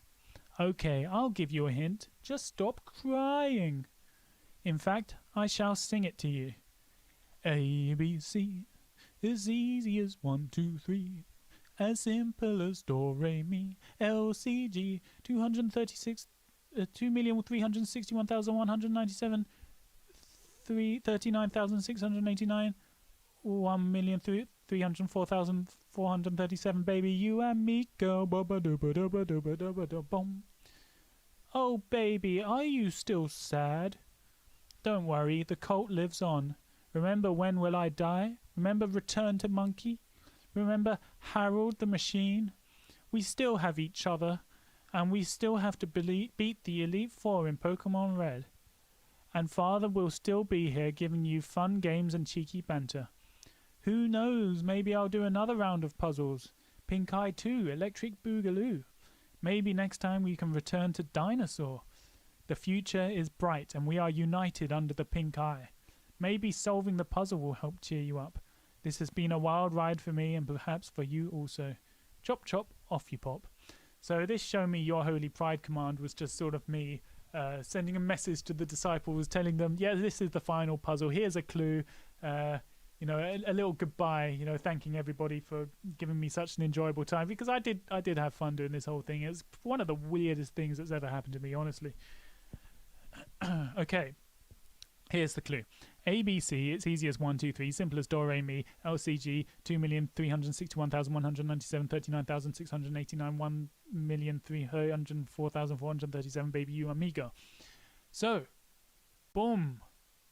This sad face, you see that sad face? That was in reference to this website. You saw how this website had a sad face? Well, there, that's what this is talking about. And LCG, see here, LCG refers to linear congressional generator. A linear congressional generator, LCG, is an algorithm that yields a sequence of pseudo-randomized numbers calculated with a discontinuous... Going over my head, this is boring. Ugh. Well, anyway, this is the LCG function implemented in JavaScript. You can see here, x n plus 1 equals ax of n, ax n plus c mod m. So these values, a, c, and m, are these values here. These numbers here, you just replace A, C, and M with these numbers. That's what these numbers are for. And you implement the LCG function, which is basically a LCG function is a pseudo-random number generator. So if you run this function, it will give you random numbers. So that's the whole point of it. Because like with a computer, if you're playing a game like Snakes and Ladders or something, you need a random number. You roll a dice and that gives you a random number. But a computer can't do that. A computer's just running on instructions that are given to it. It's procedural. It does this, then it does this, then it does this. It multiplies this by that, does this. You can't just tell it to generate a random number and it goes 37. It needs a function to create pseudo-random numbers, and this is one of those functions. What you do is you put in a seed and it creates random numbers from that seed.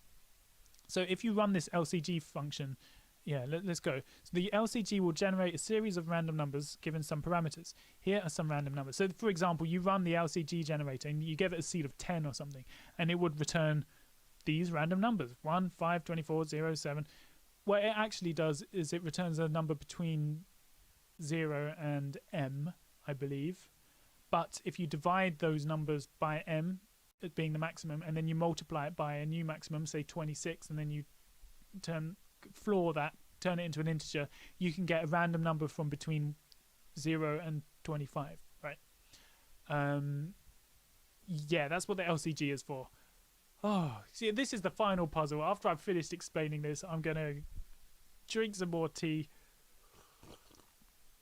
and then I might have a nap. God, I'm knackered.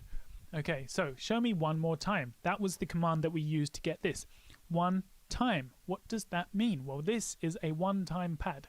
A one-time pad is an old cryptography technique. One-time pad. So this is how the one-time pad works. You start off with a message and a key. So for example, here's a message and here's a key. You've got to use this to uncover a secret message. How do you do that? Well, the first step is to convert this message into numbers.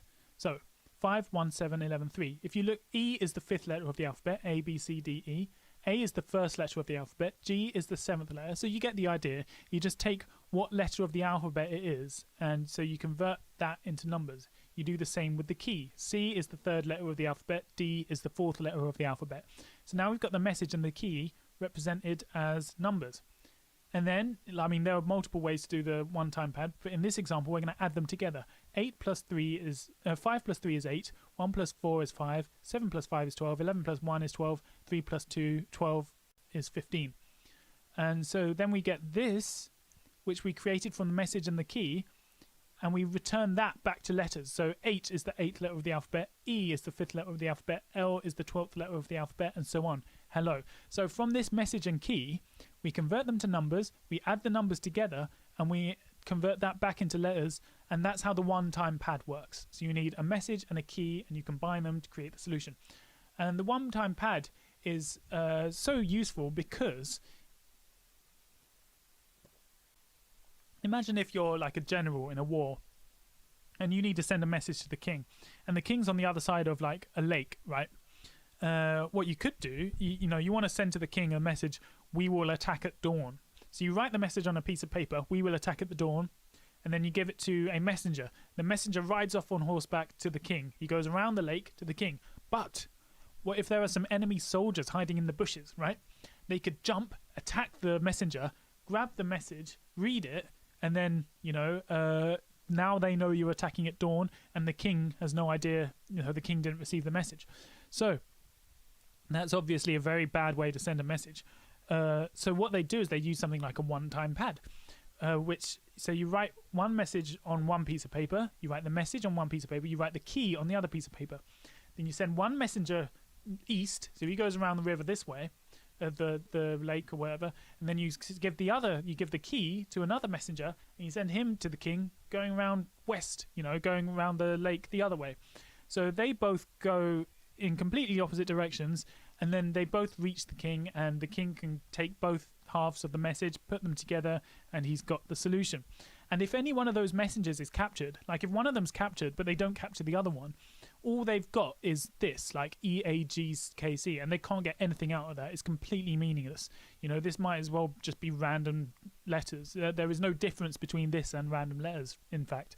So that's why this is so powerful, is that this is called the one-time pad. It's a good cryptography technique because you need both the message and the key in order to decode it. Okay, so where is the key? We've got this message, but we need the other half if you want to decode it. So how do we find the key? And if you're smart, you might have figured it out. We have to generate our own key using the LCG. So remember, before, the LCG can be used to generate random numbers, and we can use the LCG to generate random numbers from 0 or from 1 to 26, i.e. the letters of the alphabet. So the key must be generated using the LCG, add the values from the LCG to the numbers from the one-time pad website, convert the result into letters. So this is the one-time pad website. Remember, you got the Unix code at the bottom. We'll use this as the seed for the LCG, random number generator. We'll generate, I think there's 125 letters using the LCG, i.e. generating numbers from 1 to 26 and converting them into letters. And then we add those letters onto these letters, and then we take the result of that and we convert them back into letters. Oh god, am I explaining this properly? I'm partly doing this just for me, I want this to be on record, I want all of these puzzles to be on record. So I don't really care if I'm rushing through these, not explaining them properly, because I just want there to be something, so people don't forget about the pink eye cult and all of the puzzles. Historians a million years in the future will be looking back and they'll see this ancient cult and they'll think, oh, what was going on here? And they'll watch my little presentation and they'll think, oh, okay, that's interesting. yeah, so anyway, once you do all of that, you can decode the message on the website. And decoded, it says, nature's first green is gold, her hardest hue to hold. Her early leaf's a flower, but only so an hour. Then leaf subsides to leaf, so Eden sank to grief. So dawn goes down to day, nothing pink can stay.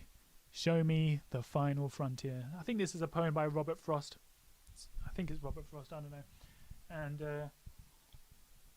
I just replaced it's the last line was supposed to be nothing gold can stay. I replaced it with nothing pink can stay, because this is the final message, right?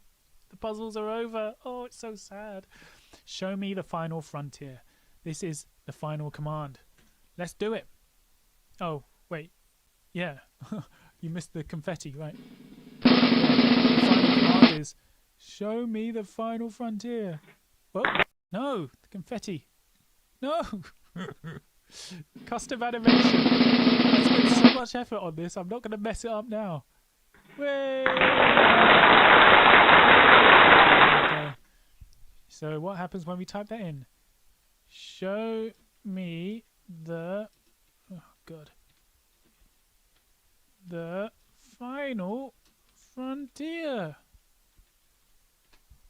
There we go. And it gives me a website. Click on that website. And here is a long list of 5,500 celebrities. You know, you can click on a random one and it's a 50-second video going January, February, March. And so this is basically me coming clean and explaining how I faked all of these celebrity deaths. You know, there's 5,500 of these. Bloody hell. Yeah, there you go. January, February, March, April. You can watch my original face reveal video, which you'll find on this YouTube channel, if you want to know more about how I faked these videos. But all you have to know is you type in show me the final frontier, and this is the first time that I broke character as the cult leader. And now I'm admitting to everybody, yes, this was all fake. I am not psychic, and this is how I did it. And yeah, so it's interesting that the final puzzle that they type right at the end of the campaign is my admitting that everything's fake. Very fun. We get that. Just get that little animation again. Hooray.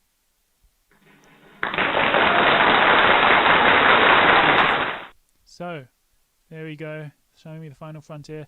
Thank you for my presentation. Thank you for your time. I hope you enjoyed my presentation. But wait, there's more. What about father's roles? If you remember, I didn't have my roles back at this point. I was still a disciple. I wanted my father role. And so this little meme was spreading around. Justice for father. We need justice for father. Give him back his roles. And so this is how I got my roles back. I approached Busty Mama. I said, so this was mother on the Discord. I have something to share with you, father. I am a changed man. So we'd often do this. We'd just start chatting in one of the chats, like role playing as mother and father, just for fun, you know. We were just sort of improvising. It was great fun. I am a changed man. I see the wrongs in my ways. Okay, go on. And I'm sorry for trying to return human to monkey. I hope you can accept that. I know it's hard to believe, so to make it clear to you that I am being honest, it's really hard to believe actually, I wrote a banging 80s piano ballad just for you. And there you go. I wrote a banging 80s piano ballad. Let's I'll play it later, all right? And then she goes, "Shut up! Really?" And I say, "It is my apology." Spits out drink. Living together in harmony. I like this idea. I'm sorry for how I treated you, mother. All hail mother. And then she's like, whoa. So this is me appealing to her cold black heart again. I hope my song shows you how I really feel. And mother, can I have my father role back? I promise I won't try to wipe out humanity again. Yes. There we go. Yes, you can have your father role back. And that's how I got my role back. And this is how the storyline ends, with a beautiful banging 80s ballad, as every story should. And I'll tell you a secret. I've been holding in my piss for the last 10 minutes. So I'm going to play this song to you, and I'm going to go to the toilet, and then I'll come back and answer some lost my questions. cool. You had ambition, but you blew it. Would you forgive this sorry fool? Well, I'd have to think it through. You let me down, I cannot lie. I let you see my ugly side. But I remember your desire to put an end to wars and human suffering. But in the process I forgot one little thing. No one man can save the day. But keep on fighting anyway. And if at moments things don't go your way, let the chips fall where they may. Instead of gifting out my aid, I chose to ruin the progress others had made. Well, I suppose I could forgive you. Now I see you've changed. And if there's one thing I regret, is it that you lost your head? No, it's that I shot down a friend. So mother, here's a song I wrote just for you. It really is the least that I could do. 'Cause no one man can save the day. But keep on fighting anyway. Every now and then we make mistakes. Team Black, Team Pink, that's all I'm seeing. Why can't we just all be Team Human beings? I think we were in C sharp minor before. I moved into E major. Yeah, no, because we were in. Oh, wait. We were in A flat major. A flat major in the chorus, ended on C sharp minor or D flat minor. Then this part's in E major with D major. I've learned. So we moved from E major into A major, which makes sense, right? You know, it's the perfect fit. But we were in A flat major before, if you remember. We went from A flat major into E major into A major. So I've modulated up the semitone, and you never even noticed. That's the kind of planning I put into my cult activity. I hope you can hear me over the song, by the way. I don't even know if you can hear any word I'm saying. I could just be going on about anything, and you have no idea what I'm talking about. Blah blah blah. I'm just talking nonsense.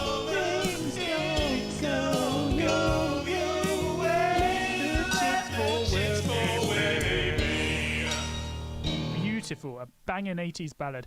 Interesting thing, I've never actually sat down and recorded a song before in my life, so that was good fun. Yet another first for me. You know, I did my first diss track, I did my first banging 80s ballad, and I just feel like it's such a beautiful way to end the storyline. But buy coin. Look at coin. Look at that. Look at that beautiful spinning coin right there. All handmade, by the way. I make them myself, made out of pewter. Look at them coins. You get the link in the description. You get those coins. Anyway, let's have a look at the comments. Look at the chat. What does the chat say? Oh dear, there's more people. Oh, there's only 15 watching. What is this? Oh god. I suppose, I mean, I'm getting sick of it already, to be honest. So I can't blame you if you all want to duck out. Oh, everyone's speaking Spanish. How did you predict it? Oh my god. I've explained this. Watch my other video, Sidar. I've explained this already. I love you too, Jean. Is the friend you shot down Feder? No, the friend I shot down was Mother, because she was my old friend. You remember? Because in the storyline she's Black, right? And Black was my old friend, and we supposedly had a band back in college or something. Is there any questions? Do some questions, then I'm going to stop and have a nap and maybe a chocolate. Holy moly, it's already 6:15. This is ridiculous. 2020 vision fake. Yes, 2020 vision fake. I mean, there's only 17 people, so I mean, if we don't have any questions within the next minute or something, fake 2020 vision. Yes, 2020 vision fake. If we don't have any questions in the next minute, then I suppose I'm gonna hop off. We got any? When are new puzzles coming? I don't know. You know, because I've got no. I feel maybe a little bit of responsibility, but I've got no responsibility to make new puzzles. I will do whenever I'm whenever I'm next bored and I've got nothing to do. I'll make new puzzles. Whoa, look at that. Look at that, trippy. Yeah, everyone's chilling in the Discord. Nice. Yeah, I'll check out the Discord, see how everyone's doing in there. What? Oh my god.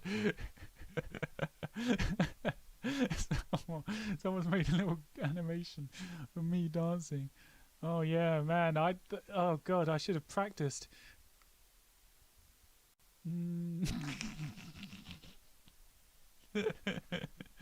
Oh, look at my posture. Look at my back. My bent spine. Well, I think that's probably it for the presentation, unless we got something else. You gotta show proof that you really know when people die. Look, you saw the videos. Look, do you want proof that I know when people will die? I'll show you bloody proof. Look.